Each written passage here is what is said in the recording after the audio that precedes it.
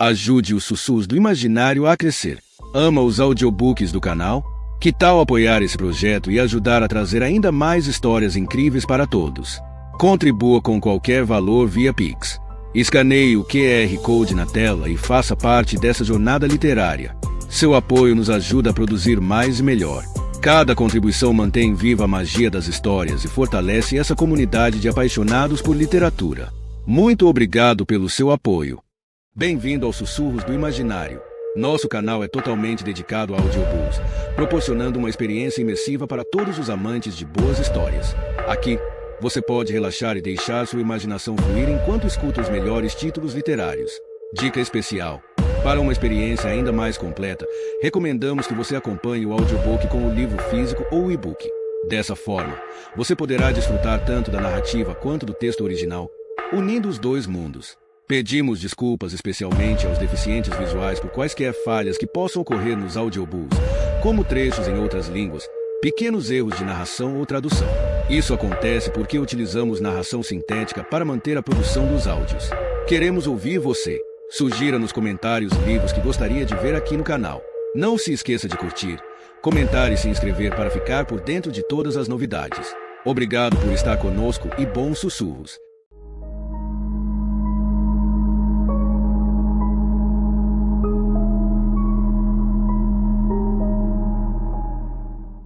Capítulo 9. Devem tê-lo deixado aqui fora, e ele morreu congelado, teorizou Elaine. Eles estavam parados, um círculo solene em torno do cachorro morto, como 5 parentes diante da sepultura do morto, golpeados por um vento que parecia vidro e estilhaçado. Doug havia usado uma pá para largar o buraco, e o cão jazia agora totalmente descoberto, o pelo cintilando por causa da neve. Um pastor alemão. Quem deixaria um cachorro do lado de fora com esse tempo? Perguntou Arlo. Que crueldade! Maura se ajoelhou e apertou a mão enluvada contra o flanco do animal. O corpo se encontrava solidamente congelado, a carne dura como pedra. Não vejo nenhum ferimento. E não se trata de um cão sem dono, disse. Parece bem alimentado e está com coleira. Na placa de metal estava gravado o irônico nome sortudo. Ele pertencia a alguém. Pode ter saído de casa e os donos não conseguiram encontrá-lo a tempo, rebateu Doug. Grace levantou a cabeça, com um olhar impressionado. Então o deixaram aqui, sozinho? Talvez eles tenham saído com pressa. Como alguém pode fazer isso? Nós nunca faríamos isso com um cachorro. A gente não sabe o que aconteceu aqui exatamente, meu bem. Você vai enterrá-lo, não? Grace, é só um cachorro. Você não pode deixá-lo aqui, assim. Doug suspirou. Ok, vou dar um jeito nisso, prometo. Porque você não vai lá dentro e atiça um pouco o fogo. Eu vou cuidar de tudo. Eles esperaram até Grace entrar na casa. Depois, Elaine disse, você não está realmente preocupada em enterrar esse cachorro, está? O chão está uma pedra de gelo. Você viu como ela está perturbada. Ela não é a única, comentou Arlo. Só vou cobri-lo de neve. Está tão alta. Ela nem vai saber se o cachorro ainda está aqui. Vamos voltar para casa, disse Elaine. Estou congelando. Eu não entendo isso, comentou Maura, ainda agachada diante do animal morto. Os cachorros não são bobos, especialmente o pastor alemão. Ele estava bem alimentado e tem essa capa natural para o inverno. Ela ficou de pé e examinou a paisagem, os olhos apertados contra a luminosidade do sol. Essa é a parede que dá para o norte, porque ele acabaria morrendo justamente aqui. Qual seria a hipótese mais provável? Perguntou Elaine. Maura levantou uma boa questão, disse Doug. Eu não estou entendendo, contrapôs Elaine, claramente aborrecida porque ninguém a estava seguindo de volta para casa. Os cachorros têm bom senso, explicou Doug. Sabem como se proteger do frio. Poderia ter se enterrado na neve, ou rastejado para baixo do pórtico. Poderia ter procurado vários lugares onde estaria mais bem protegido, porém não fez isso. Ele olhou para o cão. Veio acabar aqui, totalmente exposto ao vento, como se tivesse caído fulminado e morrido. Eles ficaram em silêncio enquanto uma rajada lhes açoitava a roupa e assoviava entre as casas, provocando redemoinhos de partículas brancas. Maura contemplava os altos montes de neve, enrugando a paisagem como ondas grandes, gigantescas, e se perguntava que outras surpresas estariam enterradas sob a neve. Doug se virou a fim de olhar para as outras construções. Talvez devêssemos dar uma olhada no que tem dentro dessas outras casas, sugeriu ele. Os 4 caminharam em fila, na direção da casa mais próxima, com Doug à frente, como sempre, abrindo caminho na neve profunda. Subiram os degraus. Como a casa em que haviam dormido na noite anterior, essa tinha um pórtico com balanço idêntico. Vocês acham que eles conseguiram um desconto pela quantidade? Perguntou Arlo. Compre 11 balanços, e nós damos o 12º de graça. Maura pensou na mulher de olhar vidrado da foto. Imaginou um vilarejo inteiro de mulheres pálidas e silenciosas, sentadas naqueles balanços, sacudindo-se mecanicamente para frente e para trás, como bonecas em que se dá corda. Casas clonadas, pessoas clonadas. A porta está destrancada também, anunciou Doug, abrindo-a. Dentro, havia uma cadeira virada. Por um momento, eles ficaram parados na entrada, desconcertados diante da cadeira caída. Doug a pegou e a colocou de pé. Isso é meio estranho. Olhem, disse Arlo, indo até o retrato moldurado, suspenso na parede. É o mesmo cara. A luz da manhã caiu como um raio celeste sobre o rosto levantado do homem, como se o próprio Deus aprovasse sua piedade. Estudando o retrato, Maura viu outros detalhes que não havia notado antes. O fundo de trigo dourado atrás dele. A camisa branca de camponês, com as mangas dobradas até os cotovelos, como se estivesse trabalhando no campo. E os olhos, penetrantes e negros como ébano, contemplando uma eternidade distante. E ele reunirá os justos, disse Arlo, lendo a placa incrustada na moldura. Queria saber quem é esse cara. E por que todo mundo parece ter o retrato dele pendurado em casa? Maura notou que parecia ser uma Bíblia, aberta sobre uma mesa de centro. Ela fechou e leu o título, estampado em dourado sobre a capa de couro. Palavras de nosso profeta Sabedoria da Assembleia. Acho que isso é uma espécie de comunidade religiosa, disse ela. Talvez ele seja o líder espiritual. Isso explicaria algumas coisas, concordou Doug. A falta de eletricidade. A simplicidade no estilo de vida. A Michi em Wyoming, objetou Arlo. Muitas pessoas, hoje em dia, desejam uma vida mais simples. E é possível encontrar isso aqui, neste vale, plantando a própria comida, se desligando do mundo. Nada de TV, das tentações do mundo lá fora. Elaine riu. Se chuveiro e luz elétrica são obras do diabo, então me recrutem para o inferno. Doug se virou. Vamos ver o restante da casa. Eles percorreram o corredor até a cozinha e encontraram os mesmos armários de pinho e o fogão a lenha, a mesma bomba manual para puxar água que tinham visto na primeira casa. Ali, também, a janela estava aberta, mas uma tela mantivera a neve do lado de fora, só permitindo a entrada do vento e de algumas partículas brilhantes. Elaine atravessou a cozinha para ir fechar a janela. De repente, respirou fundo. O que foi? Perguntou Doug. Ela recuou, apontando para a pia. Tem uma coisa morta ali. Quando Maura se aproximou, viu uma faca de açougueiro com a lâmina suja de sangue. Na pia, havia respingos congelados de mais sangue bocado de pelo cinza. São coelhos, esclareceu ela, apontando para uma tigela com batatas descascadas, pousada perto. Alguém ia cozinhá-los. Arlo riu. Boa, Salinger. Nos deu um susto danado à custa do jantar de alguém. E o que aconteceu com a cozinheira? Perguntou Elaine, ainda de longe, como se as carcaças na pia pudessem se reanimar, transformando-se numa coisa perigosa. Ela ia esfolar os coelhos, e o que aconteceu? Então, simplesmente foi embora, largando os bichos aí? Elaine olhou para o rosto de todos. Alguém me responda. Me dê uma explicação lógica. Talvez ela tenha morrido, disse uma voz suave. Talvez todos tenham morrido. Eles voltaram e viram Grace na porta. Não a tinham ouvido entrar na casa. Trazia os braços passados em torno de si, tremendo na cozinha gelada. E se estiverem todos enterrados debaixo da neve, como aquele cachorro? E a gente não consegue ver. Grace, meu bem, chamou Doug, gentilmente. Volte para a outra casa. Eu não quero ficar sozinha. Elaine, você pode voltar com ela? O que vocês vão fazer? Perguntou Elaine. Volte com ela. Está bem? Respondeu ele, com rispidez. Elaine estranhou o tom.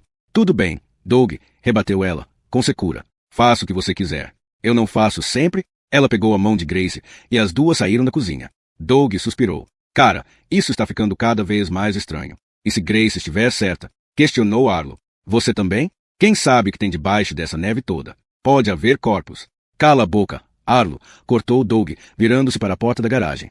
Porque essa parece ser a frase favorita de todo mundo ultimamente. Cala a boca, Arlo.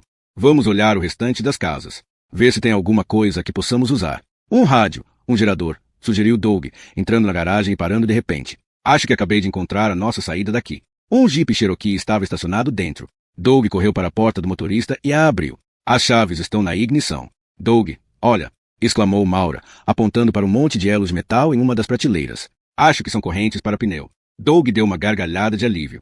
Se a gente conseguir levar essa belezinha até a estrada principal, vai ser fácil dirigi-la montanha abaixo. Mas então por que eles não fizeram isso? Perguntou Arlo. Ele permanecia contemplando o jipe, como se fosse uma coisa estranha, que não fizesse parte daquilo ali. As pessoas que moravam aqui, que iam cozinhar aqueles coelhos, por que deixaram esse belo carro para trás? Provavelmente tinham outro. Essa garagem é para um carro só, Doug. Então eles foram com as pessoas à primeira casa. Não tinha carro na garagem delas. Você está supondo. Temos uma casa abandonada com um belo utilitário novo na garagem, coelhos mortos na pia e nenhuma pessoa. Onde está todo mundo? Não interessa. O que importa é que temos agora uma forma de sair daqui. Então vamos trabalhar. Se formos até as outras garagens, talvez encontremos pás. E talvez cortadores de metal, para passar por aquela corrente no alto da estrada. Insistiu ele, indo para a porta da garagem e agarrando o trinco para suspendê-la. A claridade súbita do sol na neve fez com que todos protegessem os olhos. Se você encontrar qualquer coisa que possamos usar, pegue. A gente acerta as coisas com essas pessoas mais tarde.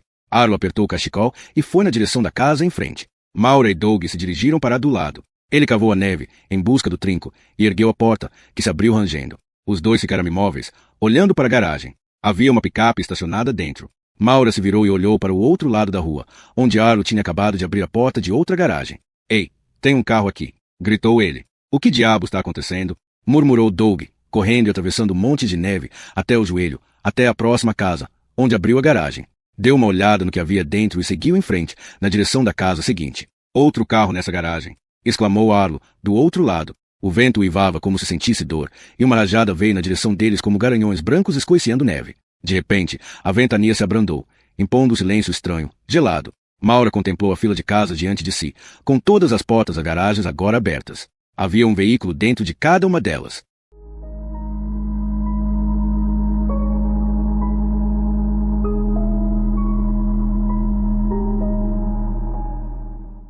Capítulo 10. Eu não sei como explicar isso, dizia Doug, enquanto levantava uma pá de neve e a jogava para o lado, limpando o espaço atrás do jipe, de forma que pudesse colocar as correntes de pneu. Tudo que me interessa agora é dar o fora daqui. Mas isso não preocupa você nem um pouco. Que a gente não saiba o que aconteceu com essas pessoas. Arlo, a gente tem que manter o foco, opôs-se Doug, aprumando-se. Com o rosto vermelho pelo esforço, ergueu os olhos para o céu. Eu quero estar naquela estrada principal antes de escurecer. Todos haviam ajudado a cavar e agora faziam uma pausa para descansar, com os rostos encobertos pelo vapor da própria respiração. Maura olhou para a estrada sinuosa, fora do vale. Havia montes de neve no caminho, e, mesmo que alcançassem o ponto onde tinham abandonado o Suburban, era necessário percorrer ainda uma distância de mais de 50 quilômetros, montanha abaixo, durante a qual poderiam ficar presos na neve. Podíamos também ficar aqui onde estamos, disse Maura. E esperar sermos resgatados? Bufou Doug. Isso não é saída. Eu me recuso a cruzar os braços, se ficar passivo. Estou sendo esperada em Boston esta noite. Quando eu não aparecer, todos vão saber que tem alguma coisa errada e vão começar a procurar por mim. Você disse que ninguém sabe que veio conosco. A questão é que eles vão me procurar. Nós temos comida e abrigo aqui. Podemos resistir pelo tempo que for necessário. Por que correr riscos?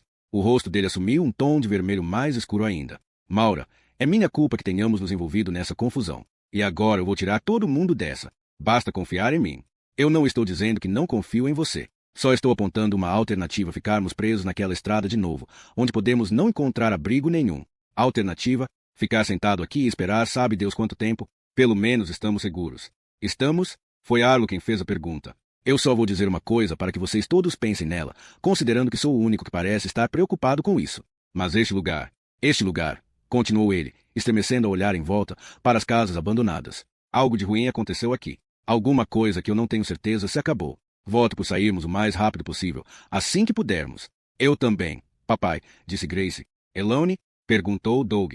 O que você decidir, Doug? Eu confio em você. Foi por causa disso que entramos nessa fria.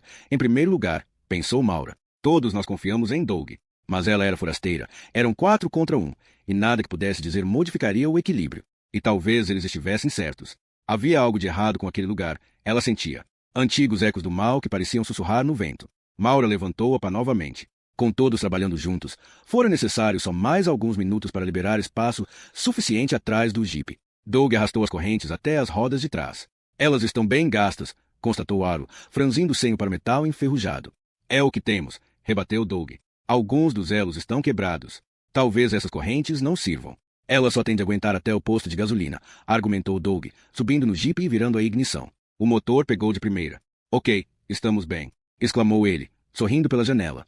Por que vocês, mulheres, não pegam os suprimentos? O que acharem que possamos precisar na viagem? Arlo e eu vamos trabalhar nas correntes. Quando Maura saiu da casa com uma pilha de cobertores, as correntes já estavam instaladas e Doug já havia manobrado o jipe, colocando de frente para a estrada. Já era mais de meio-dia e eles correram para carregar o carro com comida, velas, pás e o cortador de metal. Quando finalmente empilharam tudo no jipe, pararam um momento em silêncio, como se todos estivessem simultaneamente fazendo preces para ter sucesso. Doug respirou fundo e engrenou o carro. Eles se puseram em movimento, as correntes fazendo um barulho alto contra o chassi, e seguiram adiante, por sobre a neve. Acho que vai dar certo, murmurou Doug. Maura ouviu uma nota de espanto em sua voz, como se mesmo ele tivesse duvidado das chances de que aquilo realmente acontecesse. Meu Deus, eu acho que vai funcionar mesmo. Eles deixaram as casas para trás e começaram a subir o vale, refazendo a rota que haviam percorrido a pé, um dia antes. Neve fresca havia coberto suas pegadas, e eles não tinham como ter certeza de onde ficava a beira da estrada, mas o jipe seguia em frente, subindo gradualmente. Do assento de trás, vinha um canto baixo, emitido por Arlo, a mesma palavra repetida diversas vezes. Vai, vai, vai. Depois, Elaine e Grace se juntaram a ele, suas vozes sincronizadas no tempo do ritmo em que as correntes batiam no carro. Vai, vai, vai. O canto ia se misturando a gargalhadas, à medida que subiam cada vez mais, quase até a metade do vale. A estrada ficou mais íngreme, com curvas mais fechadas, e eles ouviam a neve arranhando a parte de baixo do chassi. Vai, vai, vai. Até Maura se viu murmurando as palavras então, não as dizendo em voz alta, mas mentalmente, ousando esperar que sim, aquilo ia acabar dando certo. Sim, eles sairiam daquele vale e desceriam pela estrada principal, com as correntes batendo o tempo todo, até Jackson. Que história teriam para contar? Exatamente como Doug prometera, uma que poderiam contar no jantar durante muitos anos, sobre sua aventura num vilarejo estranho chamado Kingdom Come. Vai, vai, vai. De repente, o jipe parou, projetando Maura para frente, contra o cinto de segurança. Ela olhou para Doug. Calma, disse ele, engatando a ré. Vamos voltar um pouquinho e pegar mais impulso. Ele pisou no acelerador. O motor gemeu, mas o jipe não saiu do lugar. Alguém está tendo uma sensação ruim de déjà vu? Perguntou Arlo. Ah, mas dessa vez temos paz. Interpôs Doug, saindo do carro e olhando para a choque frontal. Batemos num monte de neve um pouco mais alto aqui. Acho que podemos removê-lo com a pá. Vamos fazer isso. Eu estou realmente tendo aquele déjà vu, resmungou Arlo, enquanto saltava e pegava uma pá. Quando começaram a cavar, Maura percebeu que o problema era pior do que Doug havia anunciado. Eles tinham saído da estrada, e nenhum dos dois pneus traseiros estava em contato com o chão. Tiraram a neve do para-choque dianteiro, mas mesmo assim o jipe não se moveu, com as rodas à frente derrapando no pavimento congelado. Doug saiu novamente do assento do motorista e olhou frustrado para os pneus traseiros, suspensos, enrolados na corrente enferrujada. Maura, pegue a direção, pediu ele. Arlo e eu vamos empurrar. Até Jackson? Você tem alguma ideia melhor? Se isso for continuar a acontecer, não vamos chegar lá antes do entardecer, com certeza. E o que você quer fazer? Eu só estou dizendo que... O quê, Arlo? Você quer que a gente volte para aquela casa? Que a gente sente o rabo e espere que apareça alguém para nos resgatar? Ei, cara, calma, rebateu Arlo, com um riso nervoso. Não estou propondo nenhum motim. Talvez devesse. Talvez você queira tomar as decisões importantes, em vez de deixar sempre que eu tenha que solucionar tudo. Nunca pedi que você assumisse o comando. Não, isso aconteceu espontaneamente. Engraçado como sempre funciona assim. Eu faço as escolhas difíceis, você se omite e depois me diz o que fiz de errado. Doug, calma. Não é assim que funciona a coisa. Perguntou Doug, olhando para Elaine. Não é? Por que está perguntando para ela? Você sabe que Elaine vai dizer. O que significa isso? Questionou Elaine. O que você fizer? Doug, debochou Arlo, imitando. Eu estou com você. Doug, vai se fuder. Arlo, explodiu ela. Você gostaria de fuder é com Doug. O desabafo dele chocou a todos, que ficaram em silêncio. Olharam uns para os outros enquanto o vento varria a ladeira, bombardeando-lhes o rosto com pelotas de neve. Eu dirijo, disse Maura, em voz baixa, passando para o assento do motorista, feliz por escapar do conflito. Qualquer que fosse a história entre esses três amigos, ela não fazia parte. Era simplesmente a observadora acidental, testemunha de um psicodrama que havia começado muito antes de se juntar a eles. Quando Doug falou, por fim, sua voz estava calma e controlada. Arlo, vamos para trás dessa coisa e empurrar, ou nunca sairemos daqui. Os dois homens se posicionaram atrás do jipe, Arlo no para-choque da direita e Doug no da esquerda. Os dois mantinham um silêncio carrancudo, como se a explosão de Arlo nunca tivesse ocorrido. Porém, Maura vira seu efeito no rosto de Elaine, observar-os paralisar numa máscara de humilhação. Pisa um pouquinho, Maura, gritou Doug. Maura engatou a primeira no jipe e pisou ligeiramente no acelerador. Ouviu as rodas guincharem e as partes soltas da corrente bateram contra o chassi. O jipe se moveu alguns centímetros para frente, impelido apenas pela força de músculos, enquanto Doug e Arlo colocavam o peso contra o veículo. Continue pisando, comandou Doug. Estamos nos mexendo. O jipe balançava para frente e para trás, mas a gravidade o empurrou novamente para fora da estrada. Não para! Berrou Doug. Acelera! Maura teve um vislumbre do rosto de Arlo pelo retrovisor, que estava de um vermelho brilhante em virtude do esforço, enquanto fazia força contra o carro. Ela pisou fundo no acelerador. Ouviu o motor roncar e as correntes baterem mais rápido contra as calotas. O jipe deu um solavanco brusco e, de repente, ouviu-se um som diferente. Uma batida abafada, que ela sentiu mais que ouviu, como se o carro tivesse atingido uma tora. Depois vieram os gritos. Desliga o motor. Berrou Elaine, batendo em sua porta. Ai, meu Deus, desliga. Maura desligou imediatamente.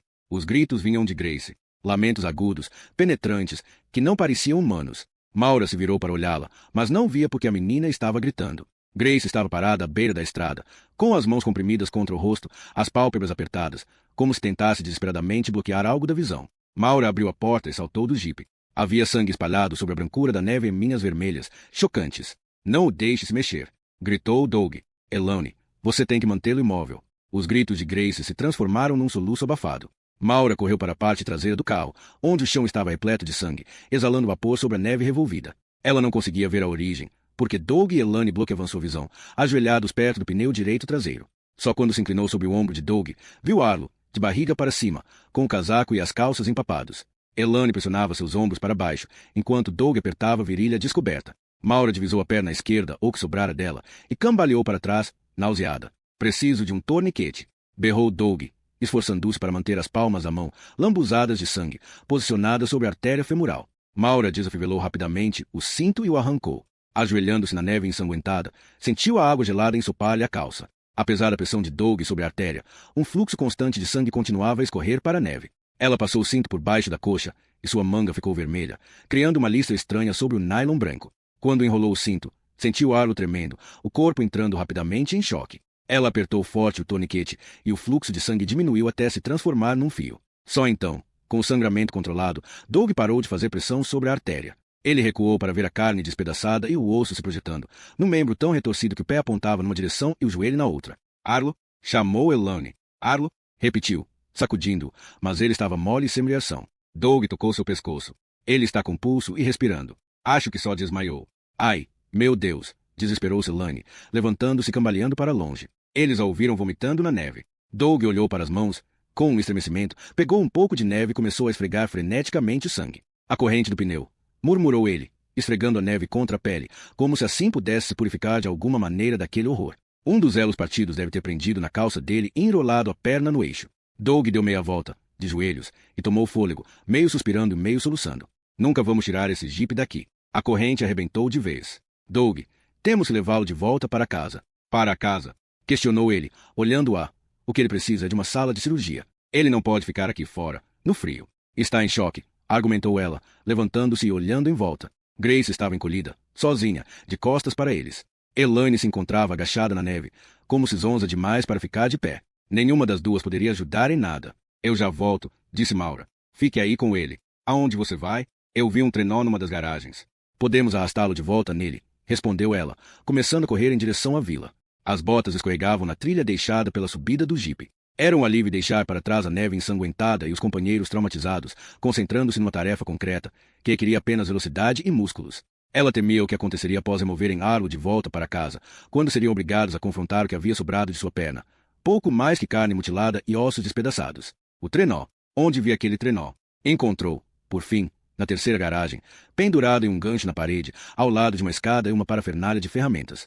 Quem morava ali mantinha a casa organizada, e, enquanto pegava o trenó, imaginava prendendo os ganchos, pendurando ferramentas altas bastante para que mãos pequenas não as alcançassem. O trenó era de bétula e não tinha etiqueta de fabricante. Feito à mão, fora fabricado com cuidado, os deslizadores bem lixados recém-envernizados, prontos para o inverno. Tudo isso ela registrou de uma só olhada. A adrenalina aguçara sua visão e tornará seus reflexos rápidos como fios de alta voltagem. Ela examinou a garagem em busca de algo mais de que viesse a precisar. Viu varas de esqui, corda, um canivete e um rolo de fita isolante. O trenó era pesado, e arrastá-lo pela estrada íngreme logo a fez suar. Contudo, era melhor suar como um burro de carga do que se ajoelhar impotente ao lado do corpo deformado de um amigo, afligindo-se com o que fazer a seguir. Ela já estava ofegante então, subindo a estrada escorregadia, perguntando-se se Arlo estaria vivo quando chegasse lá em cima. Um pensamento fugidio passou por sua cabeça, que a chocou, mas foi inevitável. Uma voz cochichando sua lógica cruel. Talvez fosse melhor ele ter morrido. Puxou a corda do trenó com mais força, colocando o peso contra os obstáculos da neve e da gravidade. Estrada acima ia ela, as mãos dormentes em volta da corda, enquanto fazia curvas fechadas, passando por pinheiros cujos galhos pesados de neve ocultavam a visão do trecho seguinte. Já era para estar lá agora. Podia jurar que já havia subido bastante. No entanto, as marcas de pneu do jipe se estendiam sinuosamente diante dela, e Maura via as pegadas que deixara ao descer aquela mesma estrada, pouco tempo antes. Um grito, carregado de dor, veio por entre as árvores e terminou num soluço. Arlo não só estava vivo como havia acordado. Ela fez a curva e lá estavam eles, exatamente onde os deixará. Grace continuava encolhida, sozinha, as mãos nos ouvidos, para não ouvir os soluços de Arlo. Elane estava agarrada ao jipe, os braços apertados em torno do corpo, como se fosse ela quem estivesse sentindo a dor. Quando Maura arrastou o trenó mais para perto, Doug a olhou com uma expressão de alívio profundo. — Você trouxe alguma coisa para amarrá-lo? Perguntou ele. — Encontrei corda e fita adesiva, respondeu ela, posicionando o trenó ao lado de Arlo, cujos soluços haviam se tornado lamúrias. Você o pega pelos quadris, disse Doug, e eu pelos ombros.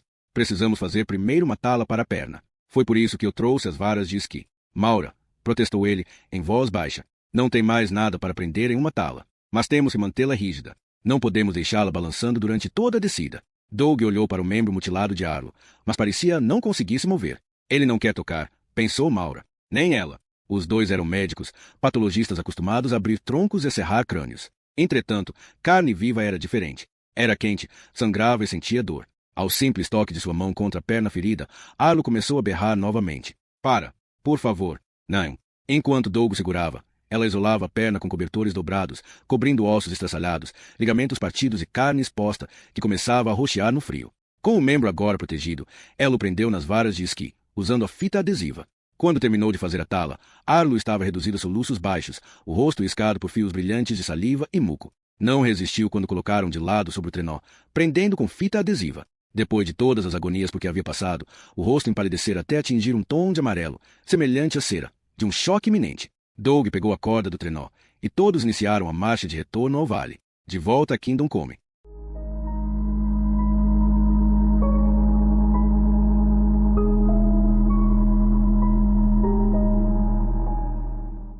Capítulo 11. Quando trouxeram Arlo para dentro da casa, ele já estava inconsciente de novo. Era uma bênção, considerando-se o que eles tinham de fazer a seguir. Com canivete e tesoura, Maura e Doug cortaram o que havia sobrado da roupa. Ele tinha esvaziado a bexiga, e os dois sentiam o cheiro amoníaco da urina, que havia ensopado as calças. Deixando apenas o torniquete no lugar, eles arrancaram os pedaços de tecido rasgados e ensanguentados, até deixá-lo nu, com os genitais pateticamente à mostra. Não era uma visão adequada para uma menina de 13 anos, e Doug se virou para a filha.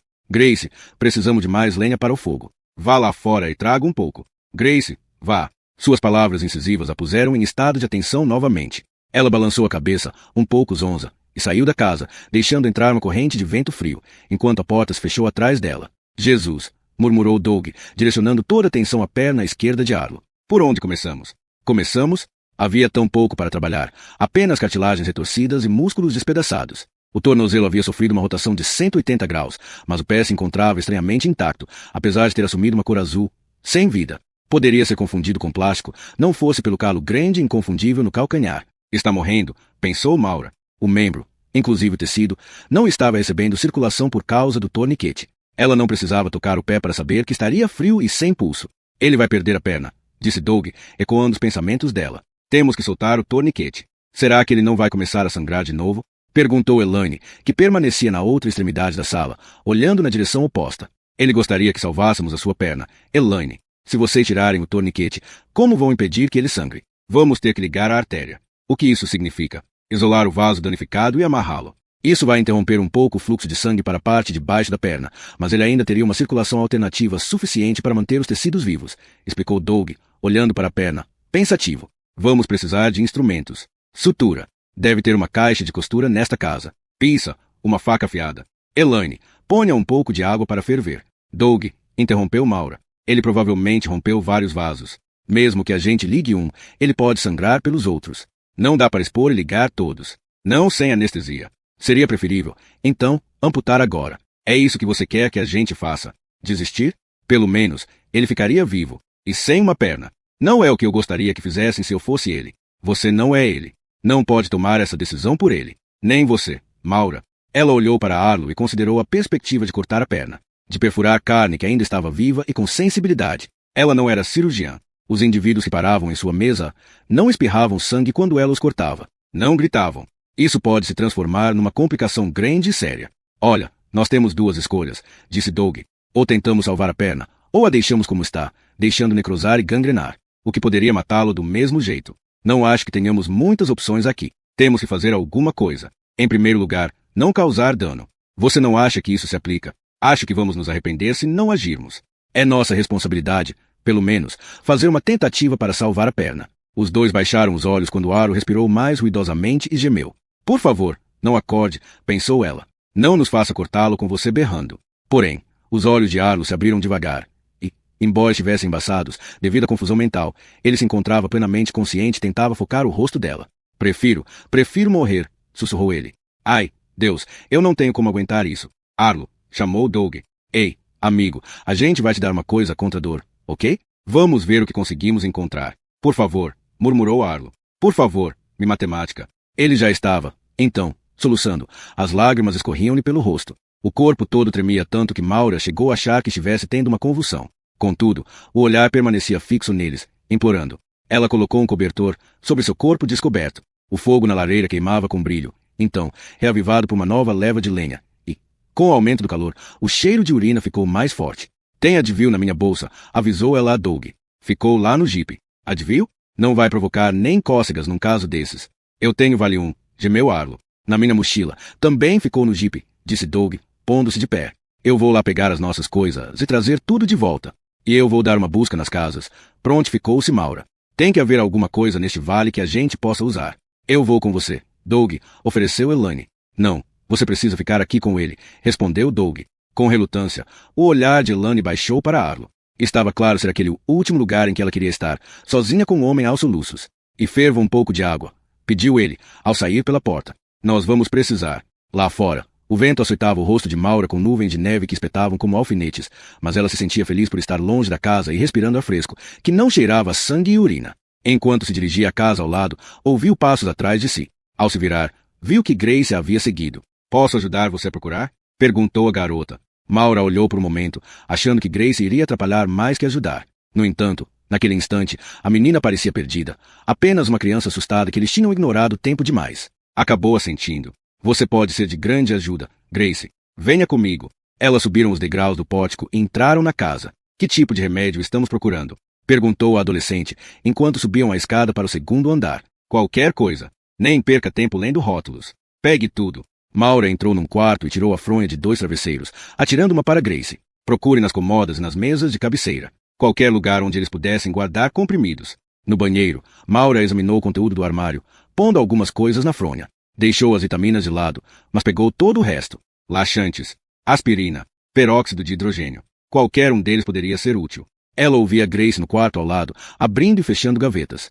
Elas se dirigiram para a próxima casa, com frascos tilintando nas fronhas. Maura foi a primeira a atravessar a porta da frente, entrando em um ambiente onde o silêncio pairava como uma nuvem pesada. Ela ainda não tinha posto os pés ali e deu uma parada, diante de mais um já familiar retrato pendurado na parede, olhando em torno da sala. É aquele homem de novo, disse Grace. É. Parece que não conseguimos nos livrar dele, comentou Maura, dando alguns passos pela sala e, de repente, parando. Grace, chamou ela, em voz baixa. O quê? Leve os comprimidos para Elaine. Arlo precisa deles. Mas nós ainda não procuramos nesta casa. Pode deixar que eu procuro. Volte para lá, ok? Ela entregou à garota sua fronha com frasco de remédio. Se lhe deu uma cutucada em direção à porta. Volte, por favor. Was, vai. Só depois de Grace deixar a casa foi que Maura cruzou a sala. Contemplava o que a menina não tinha visto. A primeira coisa que notou foi uma gaiola de pássaro, com um canário morto na parte de baixo, um pequeno monte amarelo sobre a folha de jornal que servia de forro. Ela se virou e olhou para o chão, para o que a havia feito parar em seu caminho, uma mancha marrom que se estendia através das tábuas de pinho. Seguindo as marcas do que parecia ter sido arrastado, Maura percorreu o corredor e chegou, por fim, à escada. Ali, estacou ao ver uma poça de sangue congelado na base dos degraus. Quando seu olhar se ergueu na direção do segundo andar, imaginou um corpo rolando por aquela escada. Pôde quase ouvir o estalo de um crânio quebrando, enquanto ia batendo contra os degraus e arrebentando no piso, próximo a seus pés. Alguém caiu aqui, pensou ela, ou foi empurrado. Enquanto Maura caminhava de volta para dentro da casa, Doug já tinha retornado com os pertences de todos, que haviam ficado no jipe. Ele abriu a mochila de Arlo e despejou o conteúdo sobre a mesa de centro. Ela viu comprimidos para sinusite, solução nasal, protetor solar, chapstick e mais uma variedade de medicamentos e produtos de toalete.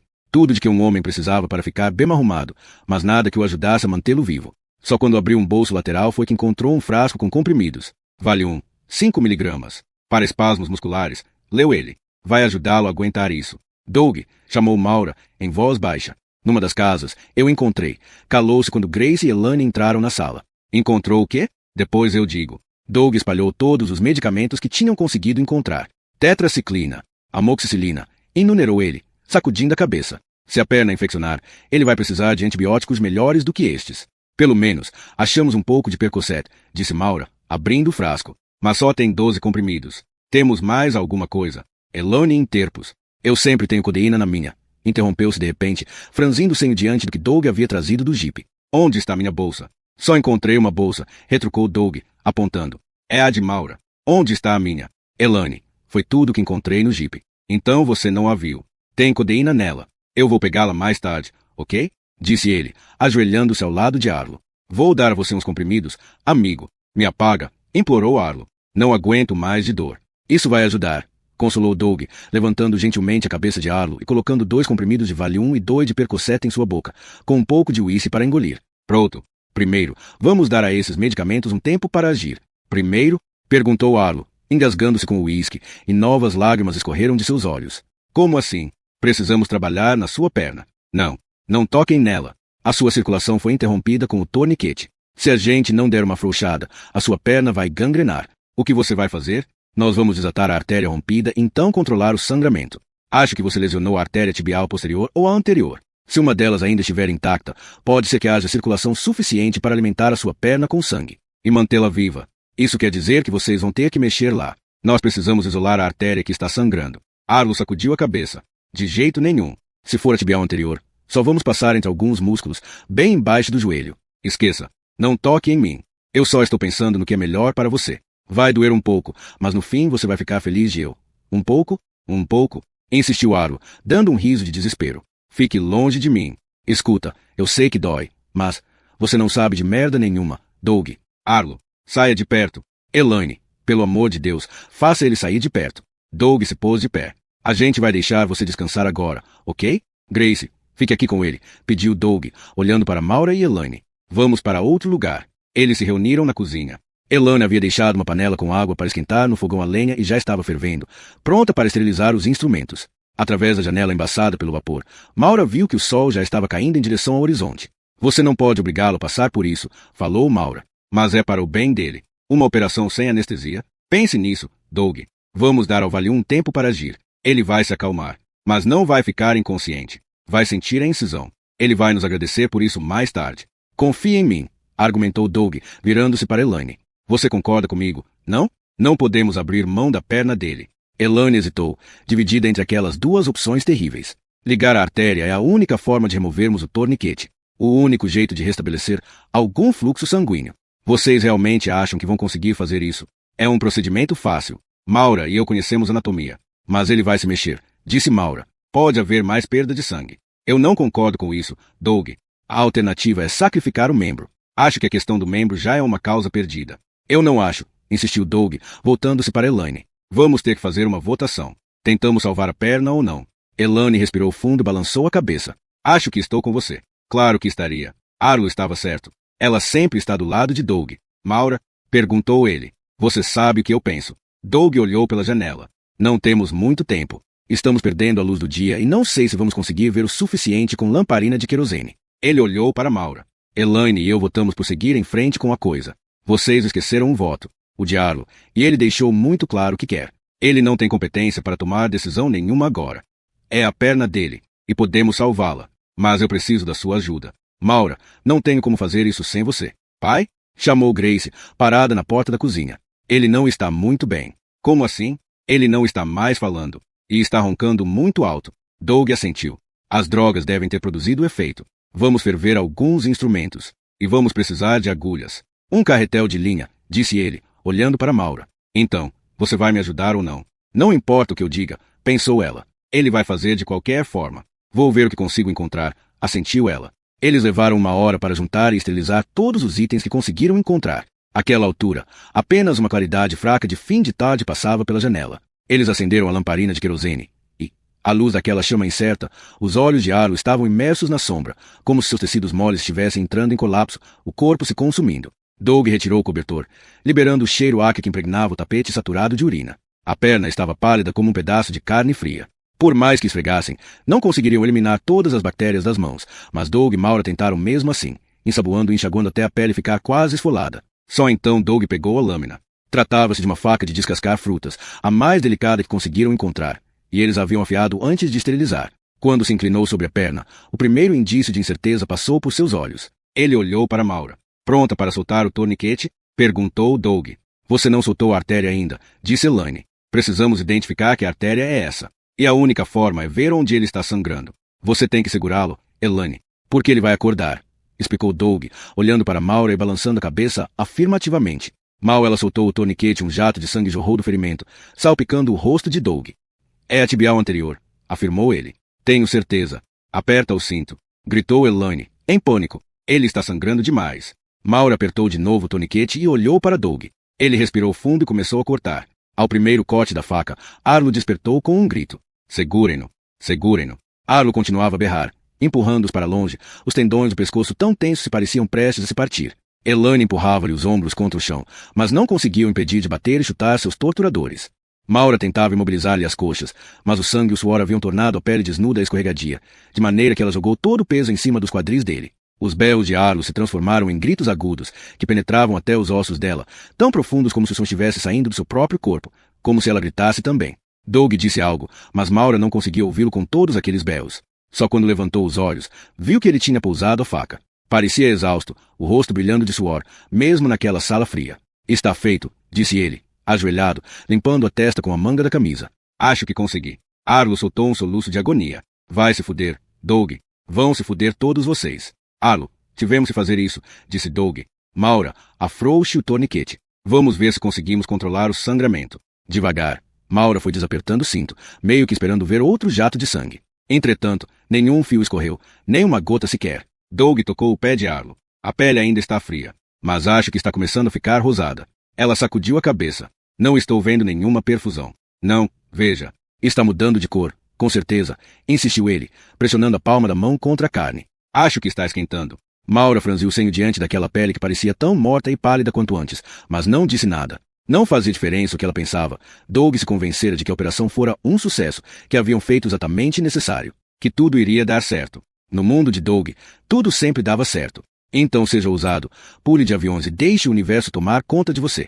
Ao menos, o torniquete havia sido retirado e ele não estava mais sangrando. Doug se pôs de pé, o cheiro azedo do suor de Arlo impregnado em suas roupas. Exausto pelo suplício, Arlo estava quieto, tomado pelo sono. Massageando o pescoço dolorido, Maura foi até a janela e olhou para fora, aliviada por dirigir a atenção para outra coisa que não fosse paciente. Vai escurecer daqui a 1 hora, disse ela. Não podemos sair agora. Não no jipe, acrescentou Doug.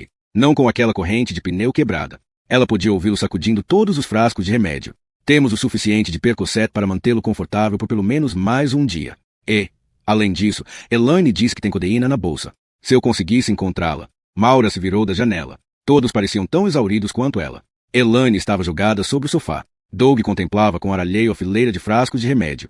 E Grace abandonara a sala havia muito. Ele precisa ir para um hospital, afirmou Maura. Você disse que está sendo esperada em Boston esta noite, comentou Elaine. Eles vão começar a procurar. O problema é que não vão saber onde procurar. Tem aquele velho lá do posto de gasolina, que vendeu o jornal para você. Ele vai se lembrar de nós. Quando souber que você está desaparecida, vai chamar a polícia. 1 hora, alguém vai aparecer por aqui. Maura olhou para Arlo, que retornará ao estado de inconsciência. Mas não há tempo para ele.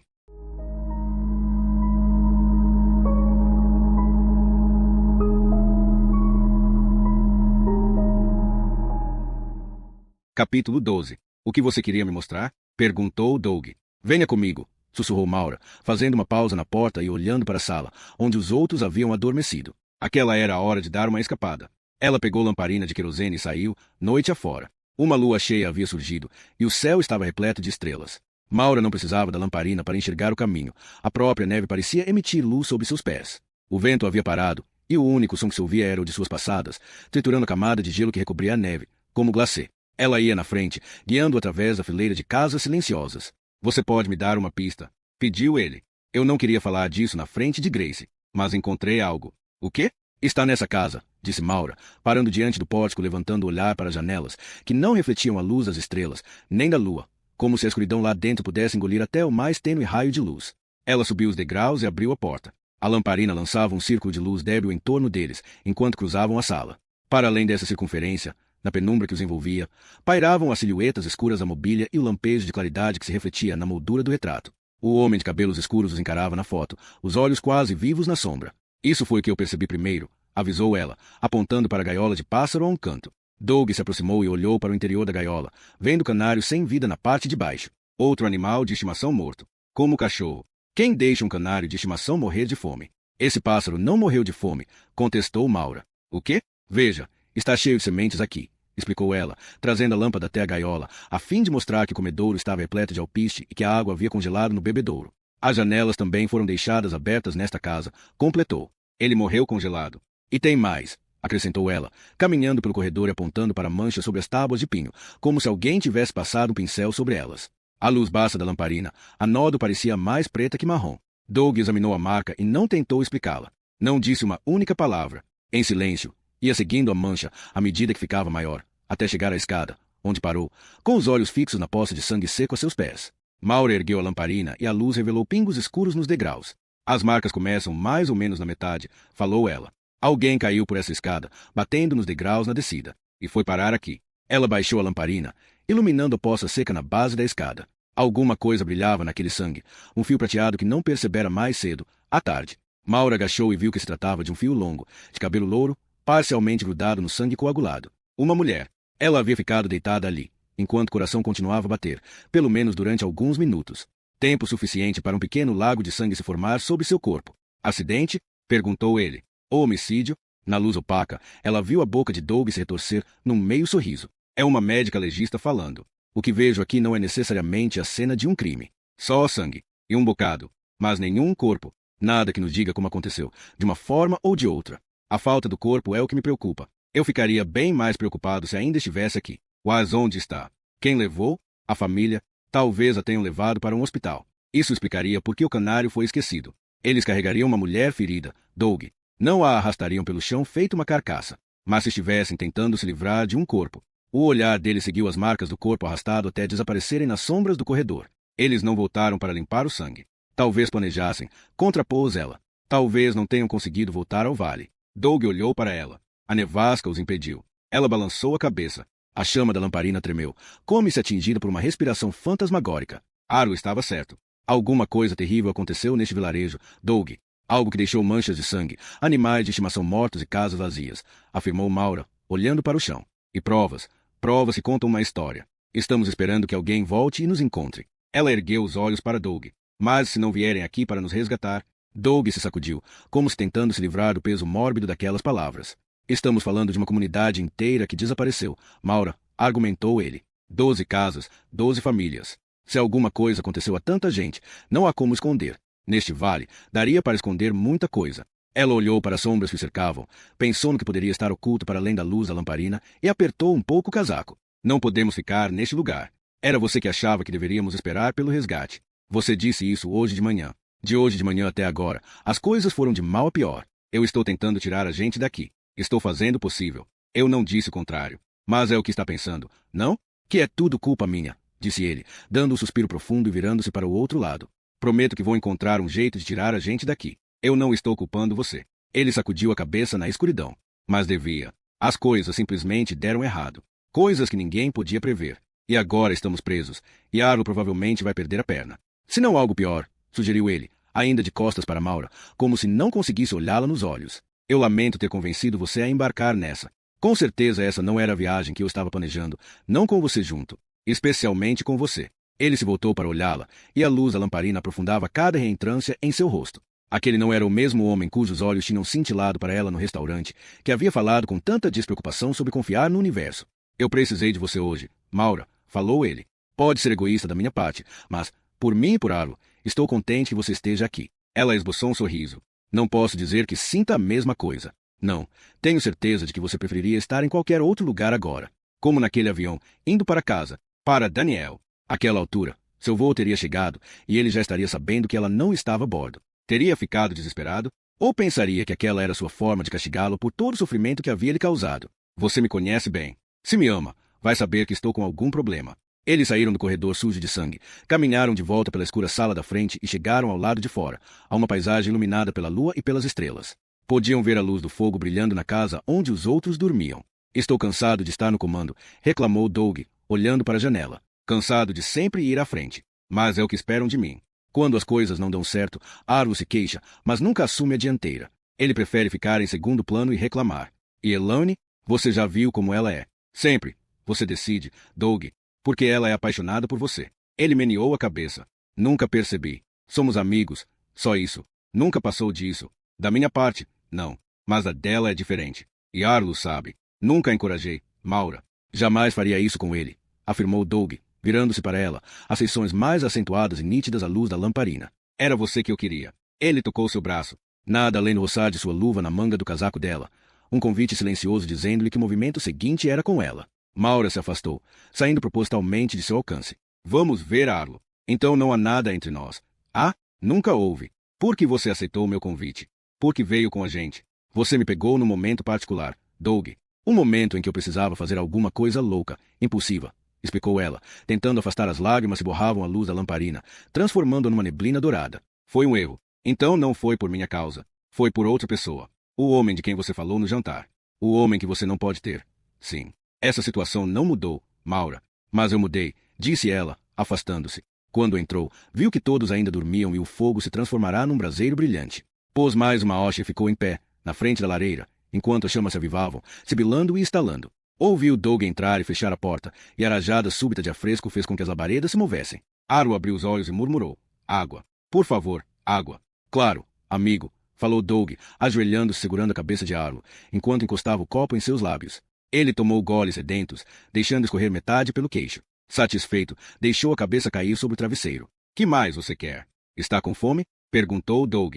Frio. Está tão frio. Doug pegou um cobertor do sofá e o colocou gentilmente sobre o amigo. Vamos avivar esse fogo. Você vai se sentir melhor. Andei sonhando, murmurou Arlo. Uns sonhos tão esquisitos. Estava todo mundo aqui, olhando para mim. Parado em volta, me observando. Esperando alguma coisa. Os narcóticos vão fazer com que você tenha sonhos ruins. Não é que fossem ruins. Só estranhos. Talvez eles sejam anjos. Anjos com roupas engraçadas, como aquele homem do retrato. Ele virou os olhos encovados para Maura, mas não parecia estar olhando para ela. Estava fitando alguma coisa por sobre o ombro dela, como se houvesse uma presença espreitando dali. Ou talvez eles sejam fantasmas, sussurrou. Para quem ele está olhando?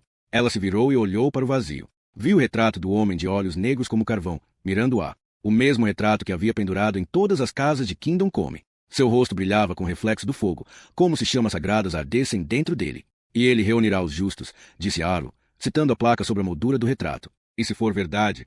Verdade o quê? Perguntou Doug. Talvez seja para onde todos eles foram. Ele os reuniu e os foi guiando. Para fora do vale, você quer dizer? Não. Para o céu.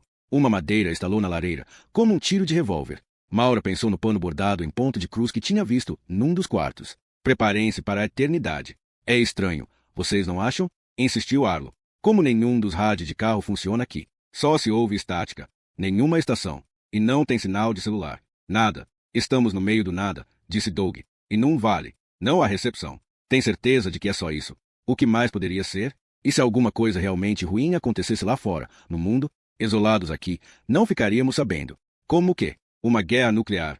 Doug, ninguém veio nos procurar aqui. Você não acha isso estranho? Ninguém percebeu ainda que estamos desaparecidos. Talvez seja porque não sobrou ninguém lá fora.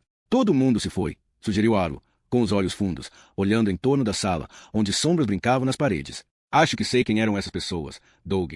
As que moravam aqui. Acho que estou vendo seus fantasmas. Eles estavam esperando pelo fim do mundo, pelo arrebatamento. Talvez tenha acontecido, e nós ainda não sabemos. Doug riu. Arlo, acredite em mim. Não foi um arrebatamento o que aconteceu a essas pessoas. Pai? Chamou Grace, em voz baixa, a um canto. Ela se sentou, enrolando-se mais o cobertor. Do que ele está falando? Os remédios estão deixando Arlo confuso. Só isso. O que é esse arrebatamento? Doug e Maura se entreolharam, e ele suspirou. É só uma superstição. Meu bem. Uma crença maluca de que este mundo está condenado a acabar com o Armagedon. E, quando isso acontecer, as pessoas escolhidas por Deus vão subir diretamente para o céu. E o que acontece com o resto? Fica todo mundo preso na terra. E serão massacrados, murmurou Arlo. Todos os pecadores que ficarem vão ser massacrados. O quê? Surpreendeu-se Grace, olhando para o pai com olhos assustados. Meu bem, isso é bobagem. Esquece. Mas tem gente que acredita nisso, que o fim do mundo está chegando. Tem gente que acredita também em ser abduzido por alienígenas. Usa a cabeça, Grace. Você realmente acha que as pessoas vão ser transportadas para o céu num passe de mágica? A janela trepidou, como se algo estivesse arranhando o vidro, tentando entrar. Uma corrente de ar penetrou, gemendo, pela chaminé, espalhando as chamas e jogando uma rajada de fumaça na sala. Grace encostou os joelhos no peito. Olhando para as sombras dançantes, murmurou. Então para onde foram todas essas pessoas?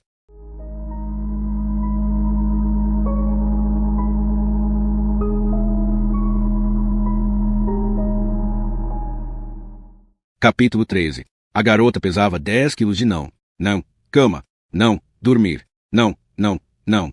Jane e Gabriel despencaram no sofá, com olhos sonolentos, e observaram a filha, Regina, girando sem parar, como um derviche pigmeu. Quanto tempo mais será que ela vai ficar acordada? Perguntou Jane. Mais do que nós. Seria de se esperar que ela ficasse tonta e vomitasse. Seria o lógico, concordou Gabriel. Alguém tem que assumir o controle aqui. Alguém tem que fazer o papel de pai. Concordo plenamente, falou ele, olhando para Jane. O quê? É a sua vez de fazer o papel de policial má. Por que eu? Porque você é boa demais nisso. Além do mais, fui eu quem a colocou na cama nas últimas 3 vezes. Ela simplesmente não me ouve.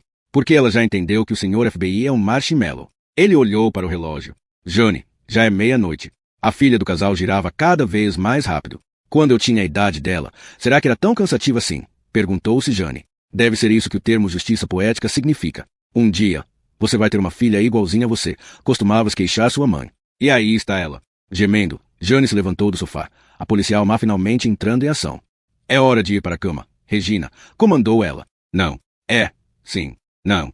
Disse o pequeno demônio, correndo para longe, os cachos negros balançando. Jane a encurralou na cozinha e a pegou no colo. Era como tentar segurar um peixe escorregadio, cada músculo e nervo lutando contra ela. Não quero. Não quero. Quer? Sim, insistiu Jane, carregando a filha em direção ao quarto, enquanto braços e pernas miúdos se debatiam contra ela. Colocou Regina no berço, apagou a luz e fechou a porta, o que só fez os seus gritos se tornarem mais lancinantes. Não era um choro de sofrimento, mas de pura fúria. O telefone tocou. Oh, céus! Devem ser os vizinhos, ligando para reclamar novamente. Diga a eles se dar Valium para ela não é uma opção. Falou Jane, quando Gabriel entrou na cozinha para atender o telefone. Nós é que precisamos de Valium. Respondeu ele, antes de pegar o aparelho. Alô? Cansada demais para se manter ereta, ela se encostou na porta da cozinha, imaginando a chuva de críticas sendo despejada pelo telefone. Deviam ser aqueles Windsor Miller, uns trintões que tinham se mudado para o prédio apenas um mês antes. A sua filha nos deixa acordados a noite inteira. Nós dois temos trabalhos muito exaustivos, você sabe. Não consegue controlá-la?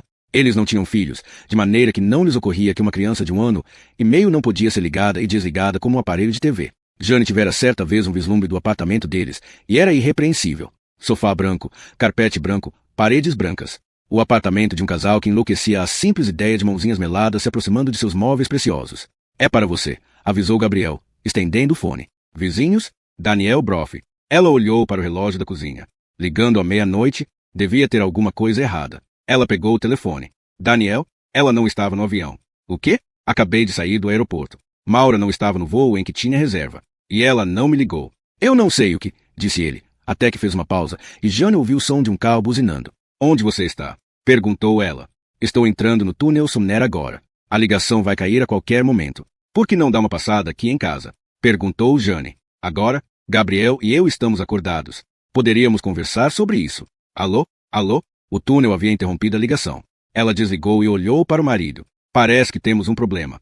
Meia hora depois, o padre Daniel Broff chegou. Àquela altura, Regina havia por fim se cansado de chorar e dormira. O apartamento estava calmo quando ele entrou. Jane já tinha visto aquele homem trabalhando sob as circunstâncias mais penosas, em cenas de crimes, onde parentes aos prantos estendiam-lhe a mão, em busca de conforto. Ele sempre transmitia uma sensação de força serena, com apenas um toque e algumas palavras suaves. Conseguia tranquilizar até os mais desesperados. Naquela noite, era o próprio Broff quem parecia desesperado.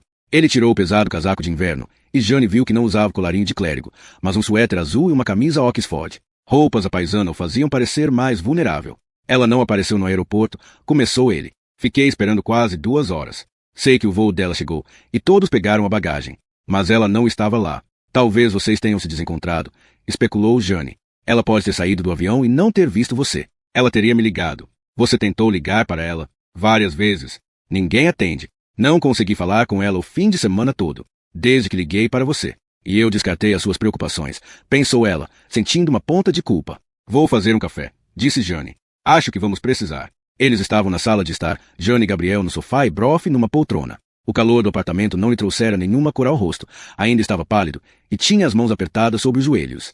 Então a sua última conversa com Maura não foi muito feliz? Perguntou Jane. Não, eu tive que desligar de forma abrupta, confessou Broff.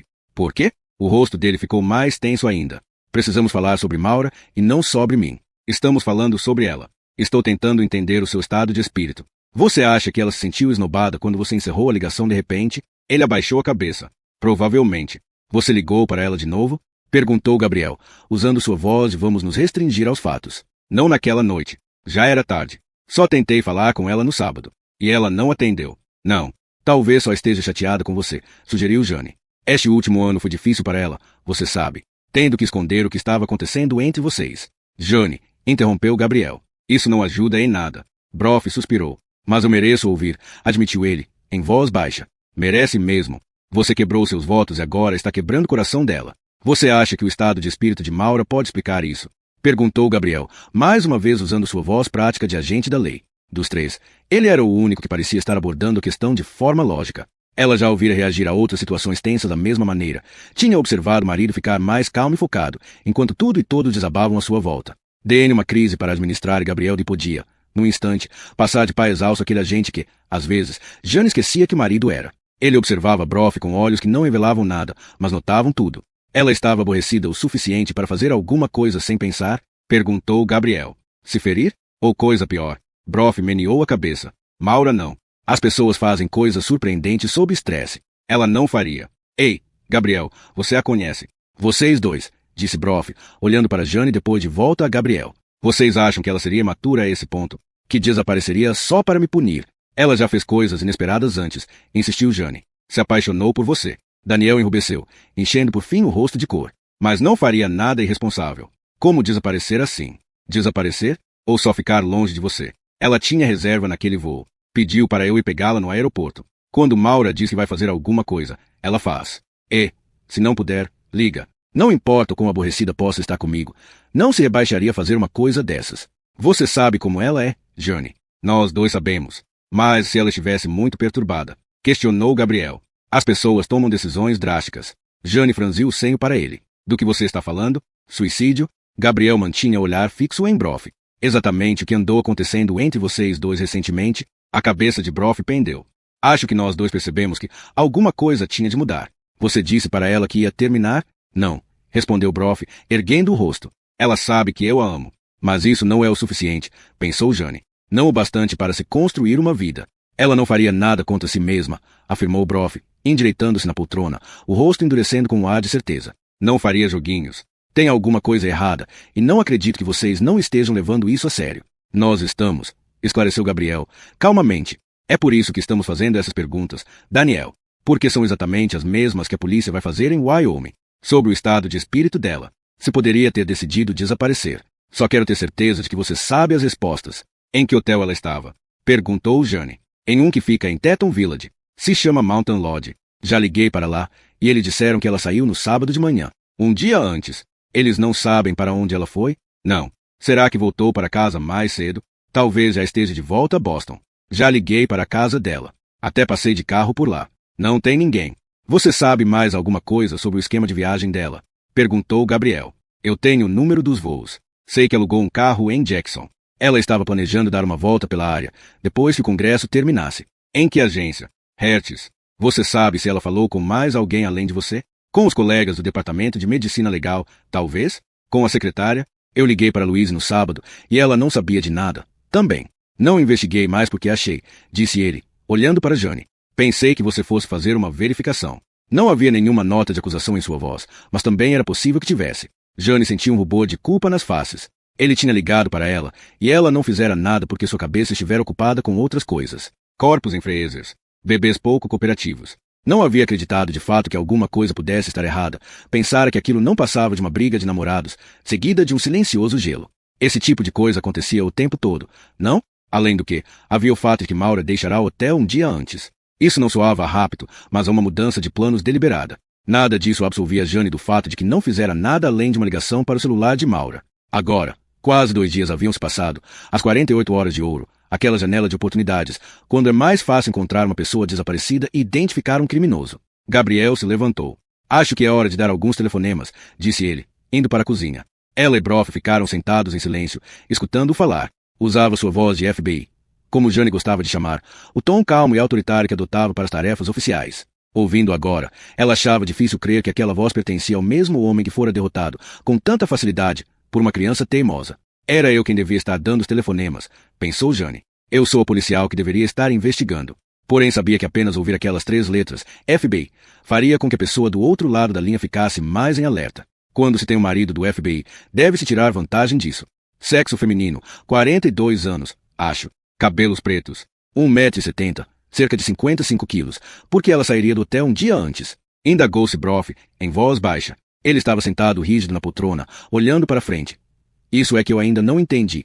Por que ela fez isso? Aonde iria? Para outra cidade? Outro hotel? Por que mudar os planos de repente? Talvez tenha encontrado alguém. Um homem. Jane não queria dizer aquilo, mas esse foi o primeiro pensamento que lhe ocorreu, que ocorreria a qualquer policial. Uma mulher sozinha numa viagem de trabalho, cujo amante acabará de lhe causar uma decepção. Surge um estranho atraente que sugere um pequeno passeio fora da cidade.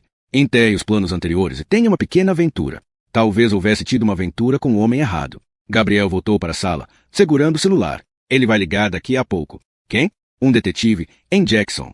Ele disse que não houve nenhuma fatalidade no trânsito durante o fim de semana e não tem conhecimento de nenhum paciente hospitalizado que permaneça sem identificação. E quanto a... Começou o Broff, mas se interrompeu. Nem de qualquer corpo, também. Broff respirou aliviado e afundou na poltrona. Então já temos alguma informação, pelo menos. Ela não está em nenhum hospital. Ou necrotério. Era uma imagem que Jane queria bloquear, mas ali estava ela.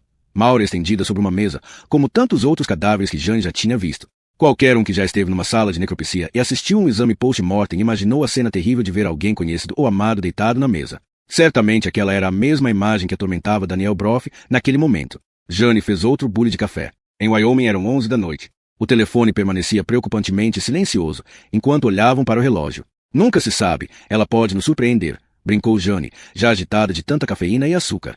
Ela pode aparecer no trabalho amanhã, pontualmente. Dizer que perdeu o celular ou algo do gênero. Era uma explicação capenga, e nenhum dos dois homens se deu ao trabalho de comentar. O toque do telefone fez com que todos se sobressaltassem. Gabriel pegou o aparelho. Não disse muito, nem seu rosto revelava que informações estava ouvindo. Contudo, ao desligar e olhar para Jane, ela soube que as notícias não eram boas. Ela não devolveu o carro alugado. Eles checaram na Hertz. Gabriel assentiu. Ela o alugou na terça, no aeroporto, e era para ter devolvido hoje de manhã. Então o carro também está desaparecido? Sim. Jane não olhou para Broff. Não queria ver o rosto dele. Acho que está decidido. Então, falou Gabriel. Só tem uma coisa que podemos fazer. Jane balançou a cabeça. Vou ligar para minha mãe de manhã. Tenho certeza de que vai gostar de ficar tomando conta de Regina. Nós a deixamos lá no caminho para o aeroporto. Vocês vão para Jackson? Perguntou Broff. Se conseguirmos 2 lugares no voo de amanhã, respondeu Jane. Reservem 3, pediu Broff. Eu também vou.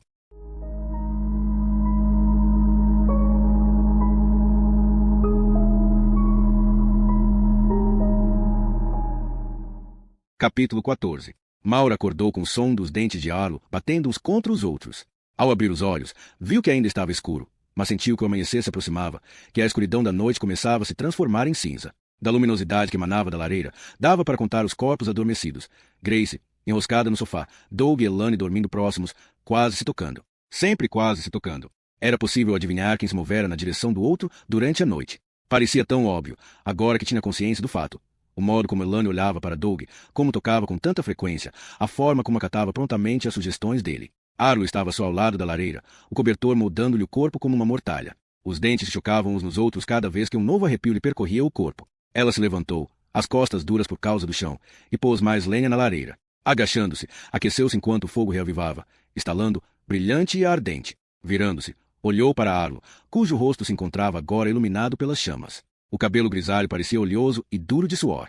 A pele assumirá o tom amarelado dos cadáveres. Se não fosse pelos dentes que batiam, ela acharia que ele já estava morto. Arlo chamou, baixinho. Vagarosamente, as pálpebras se abriram.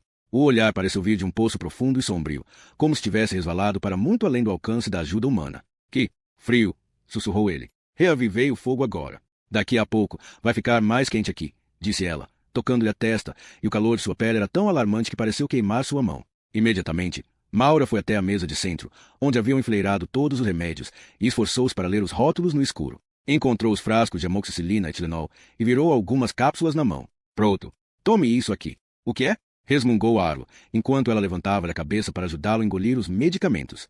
Você está com febre. É por isso que está tremendo. Isso vai fazer você se sentir melhor. Ele engoliu os comprimidos e se deitou de novo, tomado por um calafrio tão violento que Maura achou que ele estivesse à beira de uma convulsão.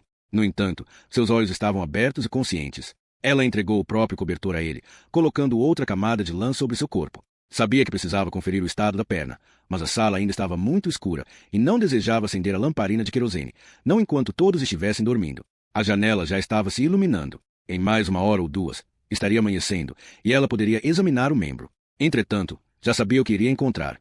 A febre significava que estaria, quase certamente, infeccionado e que bactérias tinham invadido corrente sanguínea. Sabia também que a amoxicilina não era um antibiótico suficientemente poderoso para salvá-lo. De qualquer modo, só estavam 20 cápsulas.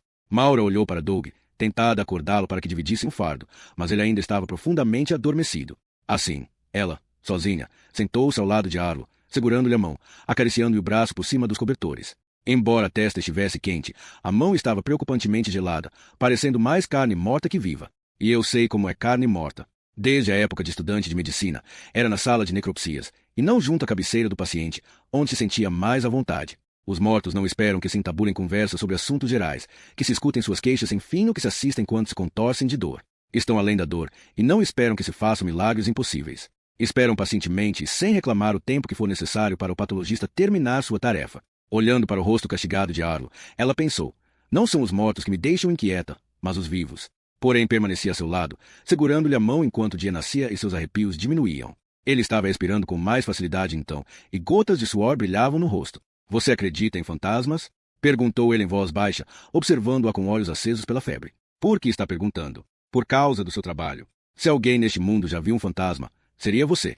Ela fez que não com a cabeça. Nunca vi um.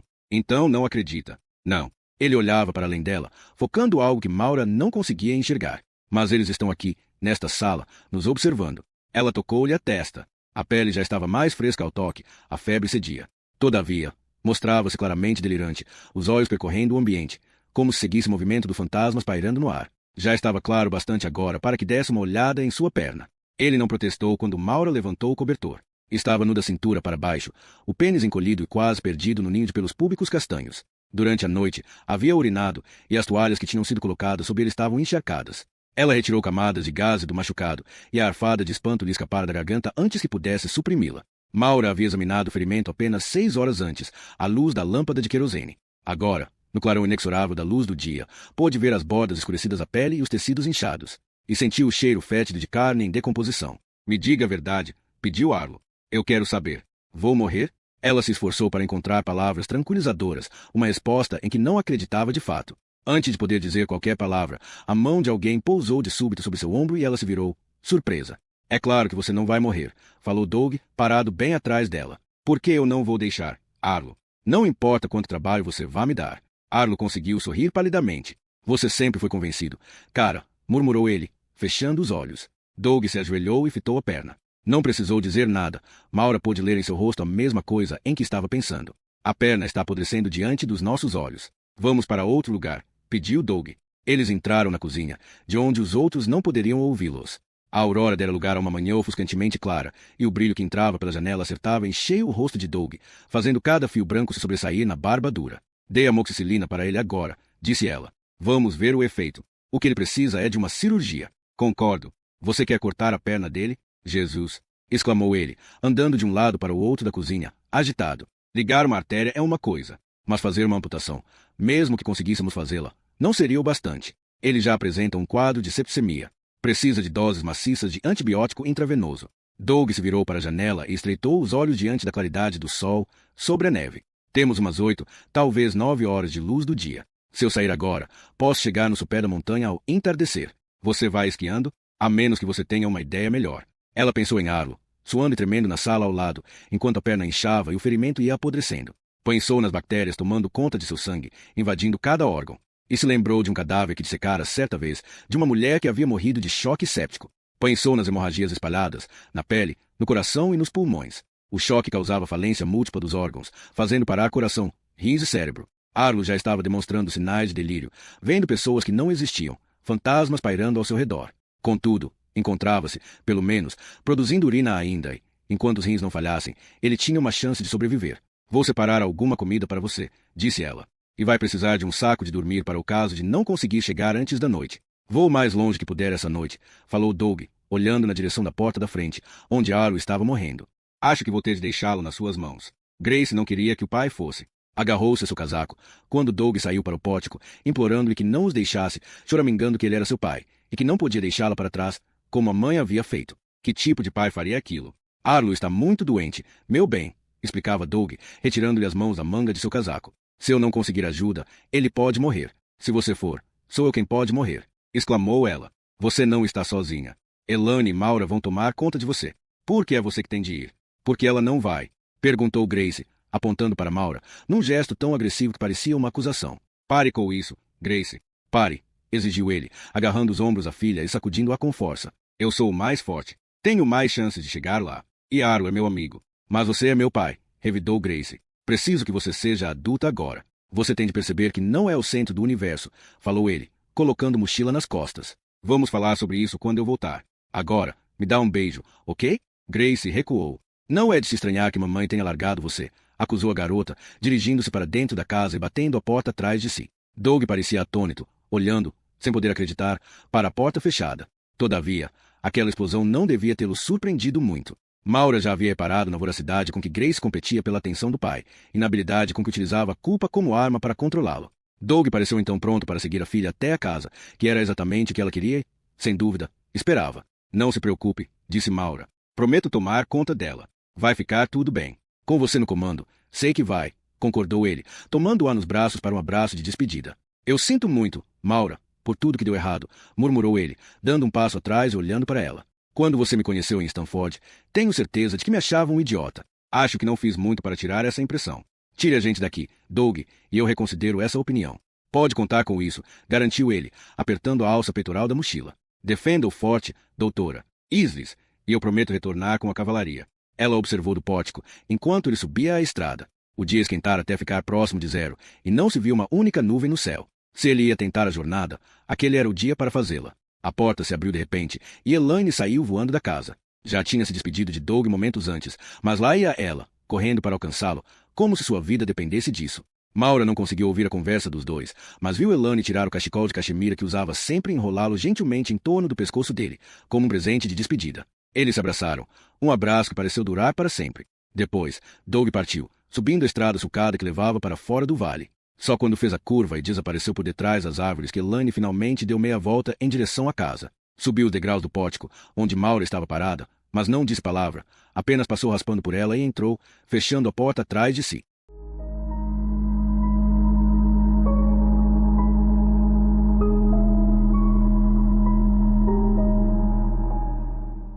Capítulo 15.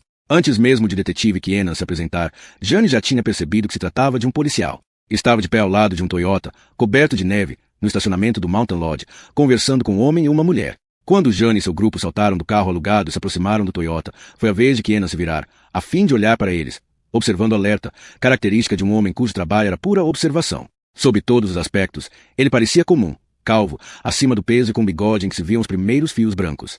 Você é o detetive Keenan? Perguntou Gabriel. O homem assentiu. Você deve ser o agente de... E eu sou o detetive Rizzoli, disse Jane. Keenan franziu o senho para ela. Do Departamento de Polícia de Boston? Unidade de Homicídios, completou ela. Homicídios? Vocês não estão, por um acaso, metendo bedelho aqui? Não sabemos de nenhum crime que tenha sido cometido. A doutora, Islis é uma amiga nossa, esclareceu Jane.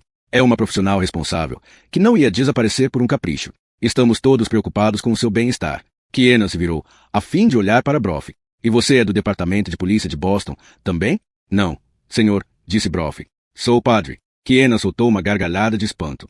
Um agente do FBI, uma policial e um padre. Uma equipe que nunca tinha visto antes. O que você apurou até agora?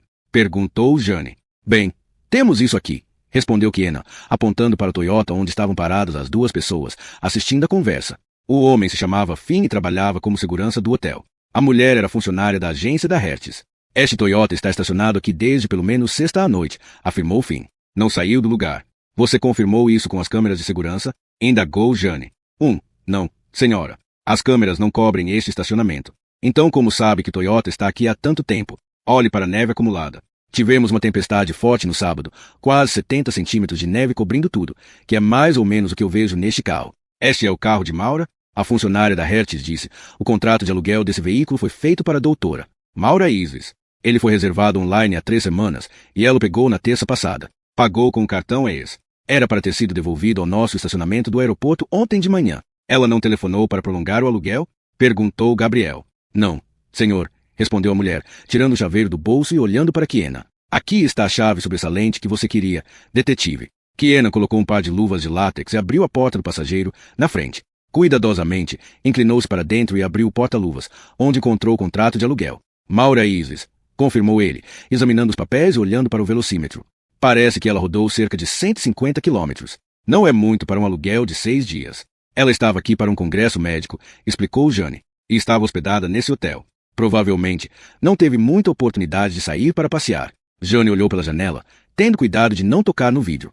A não ser por um exemplar do USA Today, dobrado sobre o assento do passageiro, o interior parecia imaculado. Claro que estaria. Maura era fanática por arrumação, e Jane nunca notara mais que um lenço de papel perdido no seu Lexus. Qual a data do jornal? Perguntou ela. Kenan abriu o USA Today. É de terça passada. O dia que ela chegou aqui, disse Broff. Deve ter comprado no aeroporto. Kenan se ergueu. Vamos dar uma olhada na mala, sugeriu ele, fazendo a volta até a parte de trás, retirando a neve e apertando o botão para abrir, no controle. Todos se juntaram para ver, e Jane notou que Kenan hesitou antes de estender a mão enluvada, a fim de abrir o bagageiro. O mesmo pensamento devia estar passando pela cabeça de todos naquele momento. Uma mulher desaparecida.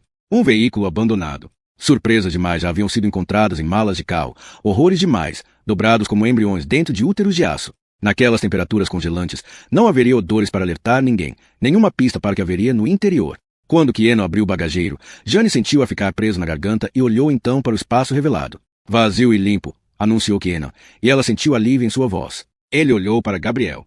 Temos então um carro alugado, que parece estar em ordem, e nenhuma bagagem. Aonde quer que a amiga de vocês tenha ido, levou suas coisas com ela. Isso me soa como um passeio planejado. Onde está ela? Então? Questionou Jane. Por que não atende o celular? Kenan olhou para ela como se Jane não passasse de uma distração irritante. Não conheço sua amiga. Talvez você tenha mais ideia da resposta que eu. A funcionária da Hertz disse, quando vamos poder ter este veículo de volta? É parte da nossa frota. Precisamos retê-lo por mais um tempo ainda, disse Kenan. Quanto tempo? Até decidirmos se um crime foi cometido de fato. Por enquanto, não temos certeza. Como explica, então, o desaparecimento dela? Perguntou Jane. Mais uma vez, a centelha de irritação passou por seus olhos, quando se voltou para ela. Eu disse que não temos certeza. Estou tentando manter a cabeça aberta. Que tal todos nós tentarmos? Asterisco, asterisco, asterisco. Não posso dizer que me lembre exatamente dessa hóspede em particular, começou Michelle, recepcionista do Mountain Lodge. Nós tivemos 200 médicos, mais as famílias, hospedados aqui semana passada. Não havia como prestar atenção em todo o mundo. Eles estavam na sala da gerência, que mal tinha espaço para abrigar todos. O gerente estava de pé, próximo à porta, com os braços cruzados, enquanto observava a conversa. Era sua presença, mais do que as perguntas, que parecia deixar Michelle nervosa, e ela ficava olhando para ele, o patrão, a todo momento, como se temerosa de que ele desaprovasse alguma resposta sua. Você não a reconhece, então, pelo retrato? Perguntou Kenan, dando um tapinha na foto oficial, que Jane tinha imprimido no site dos médicos legistas de Massachusetts. Era a imagem de uma profissional melancólica. Maura olhava diretamente para a máquina, a boca neutra e sem sorrir, adequada ao tipo de trabalho que fazia. Quando a função de alguém envolvia abrir pessoas mortas, um sorriso largo seria algo perturbador. Michelle examinou a foto de novo com uma atenção constrangida. Era jovem, 20 e poucos anos, e, com tantas pessoas observando-a, ficava difícil para qualquer um se concentrar, especialmente quando uma dessas pessoas era o patrão. Jane disse ao gerente, o senhor se importaria de sair? Mas este é o meu escritório. Precisamos dele emprestado por um tempo curto. Considerando que esse negócio envolve o meu hotel, acho que eu deveria saber o que está acontecendo, disse ele, olhando para a recepcionista, acrescentou.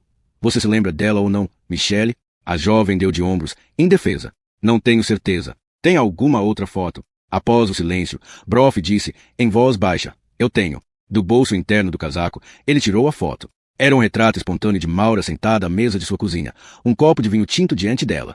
Comparada à foto sombria do site dos médicos legistas, ela parecia inteiramente outra mulher, o rosto corado pelo efeito do álcool e das gargalhadas. O retrato estava gasto nas pontas, em virtude do manuseio constante. Era algo que ele provavelmente sempre carregava consigo, para ser tirado do bolso e contemplado em momentos solitários. Para Daniel Broff, devia haver muitos desses instantes, divididos entre dever e desejo, Deus e Maura. Ela parece familiar? Perguntou Kenan a Michelle. A jovem franziu o senho. É a mesma mulher? Parece tão diferente nessa foto. Mais feliz. Apaixonada. Michelle levantou a cabeça. Sim, acho que me lembro dela. Estava aqui com o marido? Ela não é casada, disse Jane. Ah, então talvez seja outra. Fale dessa mulher que você se lembra. Ela estava com um cara bem bonito, de cabelo louro. Jane evitou olhar para Broff, não queria ver sua reação. O que mais você se lembra sobre eles? Saíram para jantar juntos.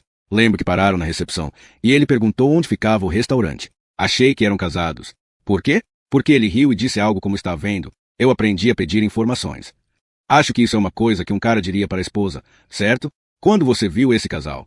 Acho que foi quinta à noite, porque eu estava de folga na sexta. E no sábado, o dia em que ela foi embora, você estava trabalhando de manhã? Sim, mas vários de nós estávamos de serviço. Foi quando o congresso acabou e todos os hóspedes estavam indo embora. Não me lembro de vê-la. Então, alguém na recepção deve tê-la atendido. Na verdade, não, interpôs o gerente, exibindo uma cópia impressa de computador. Vocês disseram que queriam ver a conta, então tirei uma cópia. Parece que ela usou a opção de check-out no próprio quarto, que está disponível na TV. A doutora Isis não precisou parar na recepção quando foi embora. Kenan pegou a cópia impressa. Passando as páginas, ele foi lendo em voz alta todas as cobranças. Quarto. Restaurante. Internet. Restaurante. Não vejo nada fora do comum aqui. Mas se foi um check-out feito no próprio quarto, questionou Jane. Como podemos saber que foi ela mesma quem fez? Kenan sequer se preocupou em disfarçar o sorriso de desdém. A senhora está sugerindo que alguém invadiu o quarto dela, fez as malas e pagou a conta por ela? Não. Só estou dizendo que não temos provas de que ela estava de fato aqui no sábado de manhã, o dia em que supostamente teria ido embora. De que tipo de prova a senhora precisa? Jane se virou para o gerente. Você tem uma câmera de segurança no balcão da recepção. Por quanto tempo mantém os registros? Nós ainda temos o vídeo da semana passada, mas estamos falando de horas e horas de gravação. Centenas de pessoas passando pelo saguão. Teria de ficar aqui uma semana para assistir a tudo. A que horas ela fez o check-out, de acordo com a conta? Kenan olhou para o papel. Às 7h55 da manhã. Então vamos começar por aí. Se ela saiu deste hotel a pé, vamos conseguir encontrá-la. Não há nada na vida tão monótono quanto rever a gravação de uma câmera de segurança. Após 30 minutos apenas, o pescoço e os ombros de Jane já doíam de tanto se esticar para frente, tentando reparar em cada figura que passava no monitor. Não ajudava em nada o fato de Kenan se manter suspirando e se mexendo em sua cadeira, deixando claro a todos os presentes que achava aquilo uma idiotice. E talvez seja, pensou Jane enquanto assistia pessoas cruzando a tela, grupos se juntando e se dispersando. Quando a marca do tempo se moveu em direção às 8 da manhã e dezenas de hóspedes do hotel convergiram para o balcão da recepção para pagar a conta, sua atenção foi exigida em direções demais ao mesmo tempo. Foi Daniel quem a descobriu.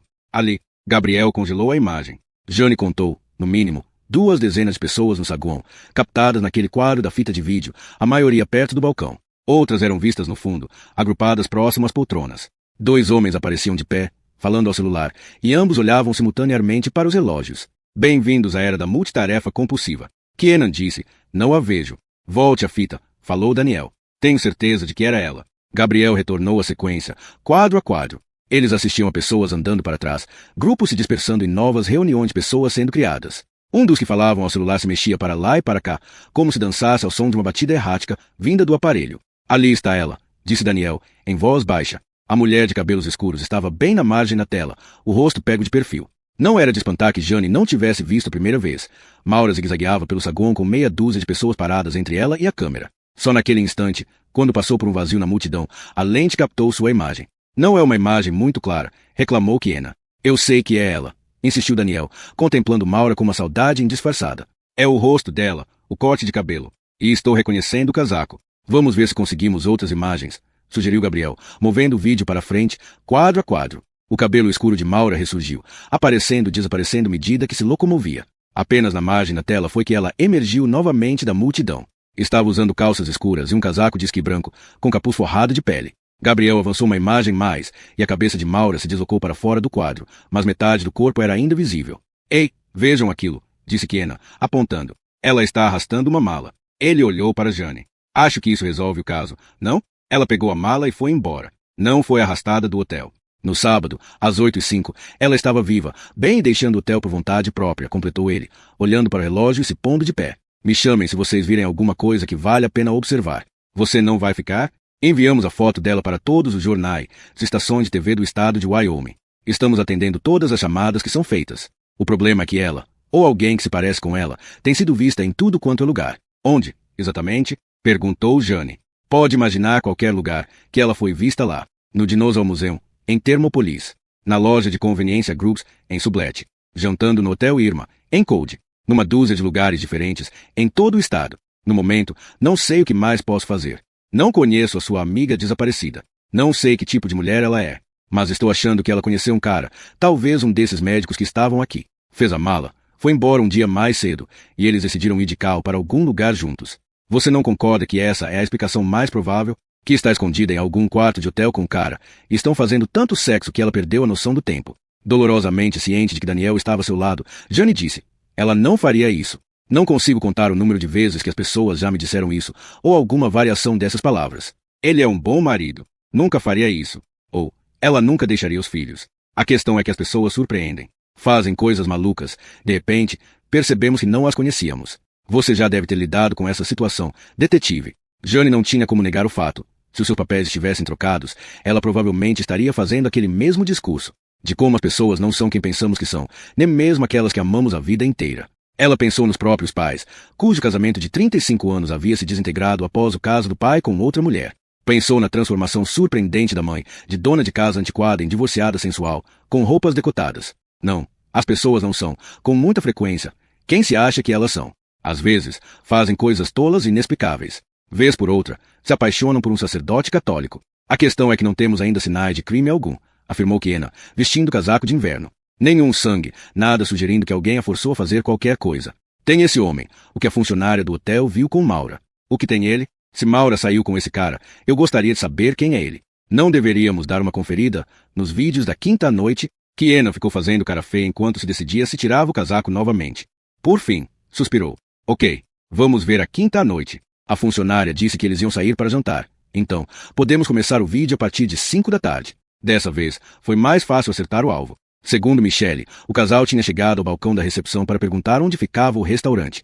Eles aceleraram a gravação, diminuindo apenas quando alguém se aproximava do balcão. Transeuntes tremulavam para frente e para trás na tela. A marca do tempo avançava em direção às 6 da tarde, e a multidão aumentava, à medida que os hóspedes se dirigiam para jantar, as mulheres ostentando brincos colares e os homens usando paletó e gravata. Às 6h15, apareceu um homem louro em frente ao balcão. Aí, disse Jane. Por um momento, fez-se silêncio, enquanto todos focavam a mulher de cabelos escuros, parada ao lado do homem. Não havia dúvidas quanto à sua identidade. Era Maura, e ela estava sorrindo. Essa é a garota de vocês, certo? Perguntou Kiena. É, confirmou Jane, em voz baixa. Ela não parece nem um pouco aflita. Parece uma mulher que está indo para um bom restaurante. Vocês não acham? Jane contemplou a imagem de Maura e do homem desconhecido. Kiena está certo, pensou ela. A médica parecia feliz. Ela não conseguia se lembrar da última vez que vira um sorriso daqueles no rosto da amiga. Durante os últimos meses, Maura se tornará melancólica e cada vez mais fechada, como se, ao fugir das perguntas de Jane, pudesse evitar também encarar a verdade, que o amor a havia tornado mais infeliz do que nunca. E a razão daquela infelicidade estava ali, ao lado de Jane, assistindo ao vídeo daquele par sorridente. Eles formavam um casal incrivelmente belo. O homem era alto e magro, com cabelos louros despenteados e infantis. Mesmo não sendo uma imagem de alta resolução, Jane imaginou ver uma piscada de olhos em sua expressão e entendeu porque a funcionária se lembrava daquele encontro. Quem quer que fosse, ele sabia como atrair a atenção das mulheres. Intempestivamente, Daniel saiu da sala. Aquela partida súbita fez com que Kiena ficasse olhando para o lado da porta, pensativo. Foi alguma coisa que eu disse? Perguntou ele. Foi um golpe duro para ele, explicou Jane. Estávamos todos esperando por respostas. Acho que esse vídeo pode ser a sua resposta, falou Kiena, mais uma vez ficando de pé e pegando o casaco. Vamos continuar monitorando as ligações que surgirem. E esperar que a sua amiga resolva aparecer por vontade própria. Eu quero saber quem é esse homem, insistiu Jane, apontando para o monitor. Um cara bem apessoado. Não é de espantar que a sua amiga estivesse com esse sorriso largo no rosto. Se ele era hóspede do hotel, sugeriu Gabriel, podemos investigar os nomes. Tivemos casa cheia semana passada, interveio o gerente. Estamos falando de 250 quartos. Eliminemos as mulheres e nos concentremos nos homens que fizeram reservas de quartos de solteiro. Era um congresso médico. Muitos homens se hospedaram em quartos de solteiro. Então é melhor começarmos logo, você não acha? Disse Gabriel. Vamos precisar de nomes, endereços e números de telefone. O gerente olhou para Kiena. Essas pessoas não precisariam de um mandado. Temos questões de privacidade envolvidas aqui, detetive. Jane apontou para o rosto de Maura no monitor. Vocês também têm uma mulher desaparecida, que foi vista pela última vez neste hotel, na companhia de um dos seus hóspedes. O gerente deu um sorriso incrédulo. Era um monte de médicos. A senhora realmente acha que um deles, se ela foi raptada? Interrompeu Jane. Temos muito pouco tempo para trabalhar. Ela se aproximou do gerente, perto bastante para fazê-lo recuar contra a porta e ver suas pupilas se dilatarem. Não nos faça perder um único minuto. O toque do celular de Kiena quebrou o silêncio. Detetive Kiena, respondeu ele. O quê? Onde? O tom de voz fez com que todos se virassem para ouvir a conversa. Seu rosto estava sombrio quando desligou. O que foi? Perguntou Jane, temerosa de ouvir a resposta. Vocês precisam ir ao condado de Sublette. Até o Hotel Rancho Circle B. Não é minha jurisdição. Vocês têm que falar com o xerife Faye quando chegarem lá. Por quê? Eles encontraram 2 corpos, explicou Kiena. Um homem e uma mulher.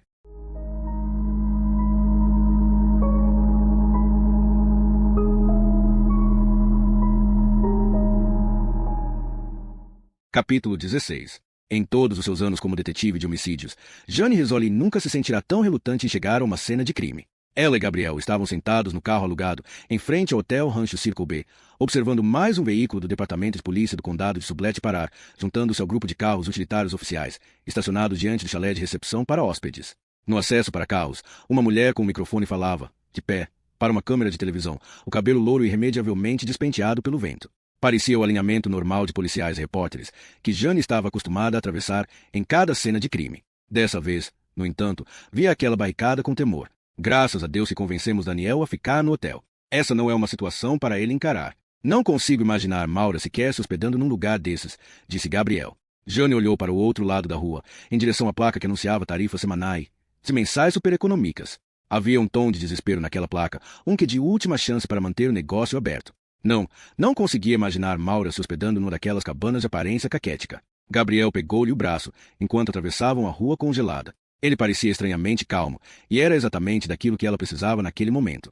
Era o Gabriel que havia conhecido 2 verões antes, quando trabalharam juntos no primeiro homicídio, o homem cuja eficiência fria o fazia parecer distante e insensível.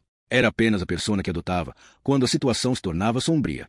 Ela olhou para o marido, e sua resolução acalmou-lhe os nervos. Eles se aproximaram de um subxerife, que se encontrava discutindo com uma jovem. Preciso falar com Faye, insistia a mulher.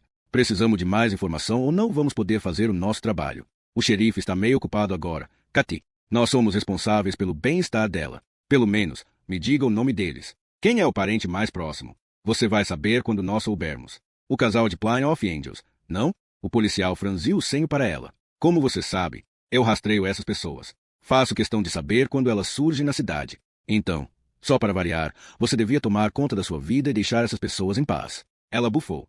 E você devia tentar fazer o seu trabalho, Bob. Pelo menos fingir que investiga as minhas queixas. Sai, agora. Diga ao xerife Faye que vou ligar para ele, decretou a mulher, falando com tanta ênfase que o vapor formou uma nuvem em torno de seu rosto, quando se virou para ir embora. Ela parou, surpresa, quando viu Jane e Gabriel parados atrás dela. Espero que vocês tenham mais sorte com essas pessoas, resmungou, caminhando com uma arrogância pelo acesso para carros. Repórter?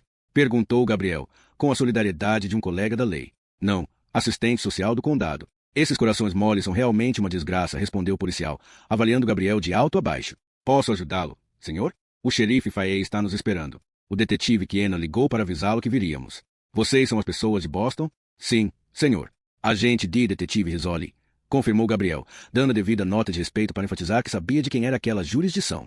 E quem estava no comando? O policial, que devia ter seus 20 e poucos anos, era jovem o bastante para ficar lisonjeado com a abordagem de Gabriel. Venha comigo, senhor. Senhora. Eles o seguiram até o chalé da recepção do Circle B. Dentro, fogo crepitava na lareira, e vigas baixas de pinho tornavam o espaço tão claustrofóbico quanto uma caverna escura. O vento frio, lá fora, havia deixado o rosto de Jane dormente, e ela se pôs diante do fogo, enquanto o calor trazia de volta, vagarosamente, a sensibilidade às suas bochechas. O ambiente era uma cápsula do tempo da década de 1960, as paredes feitadas com chicotes de couro cru, esporas e quadros de cores pastel, representando cowboys.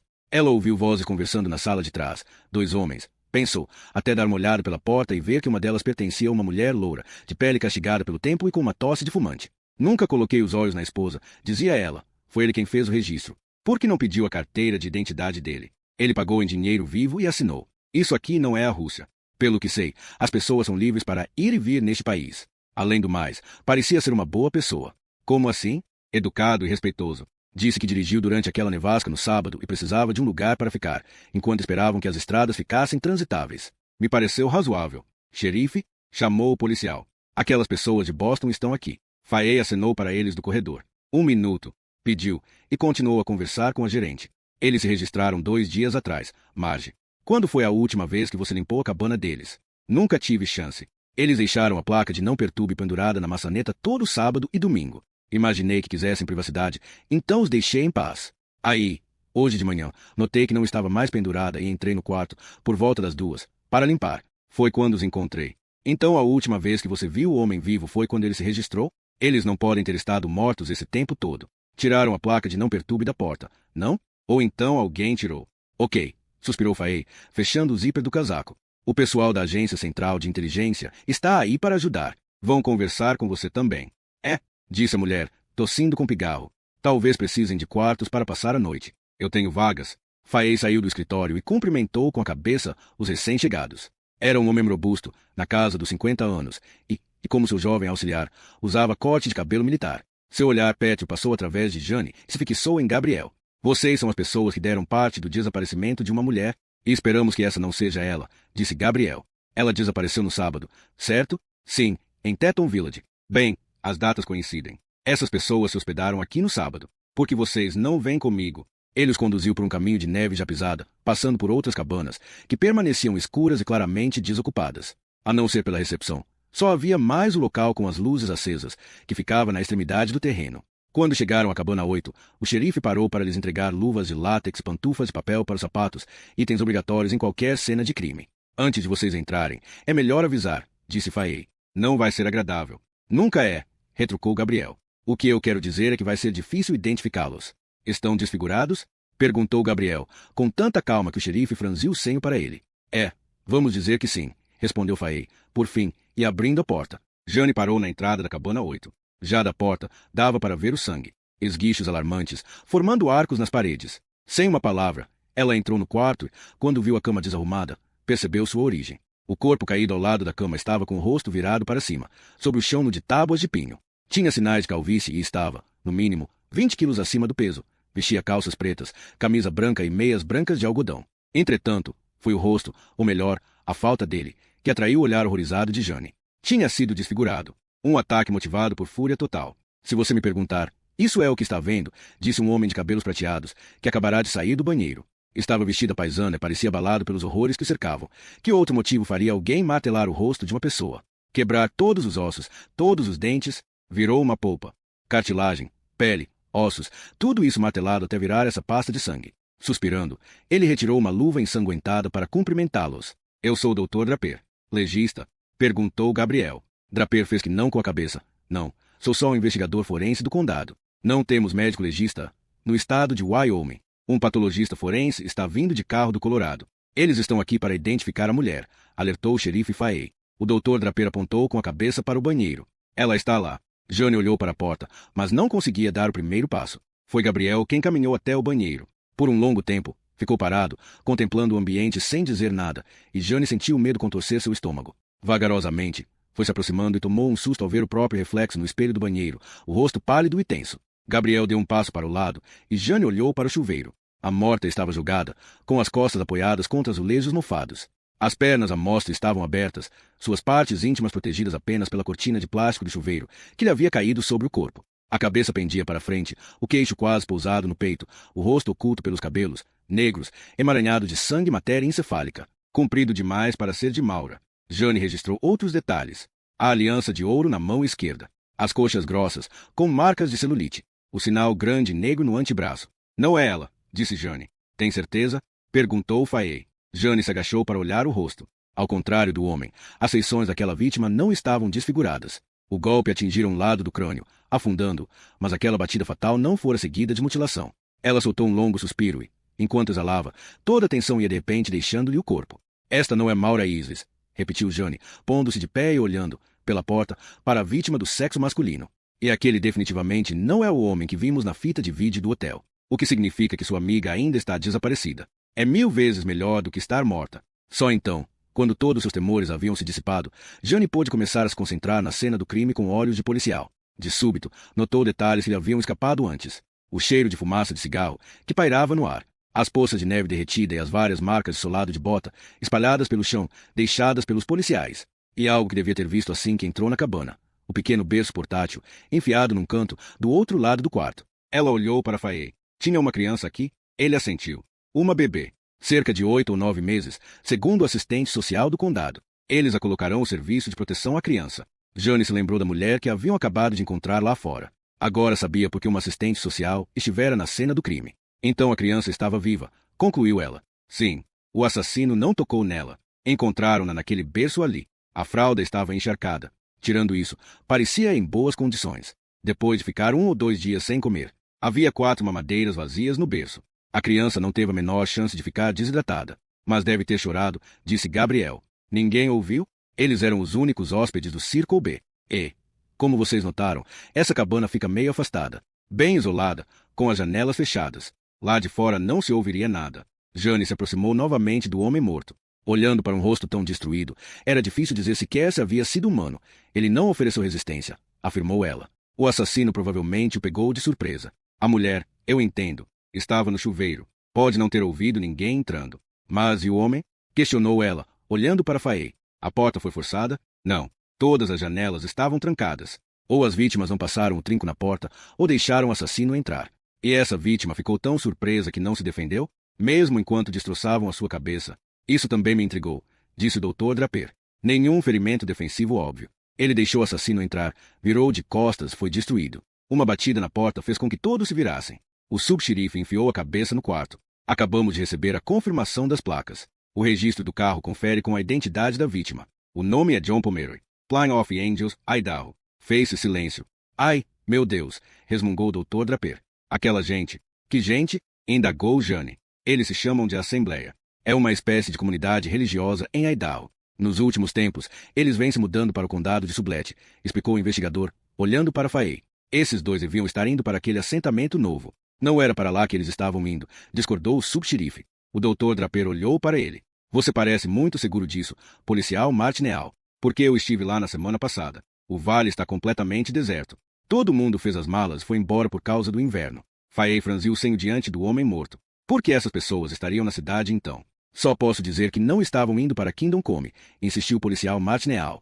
A estrada está fechada desde sábado, e só vai reabrir na primavera.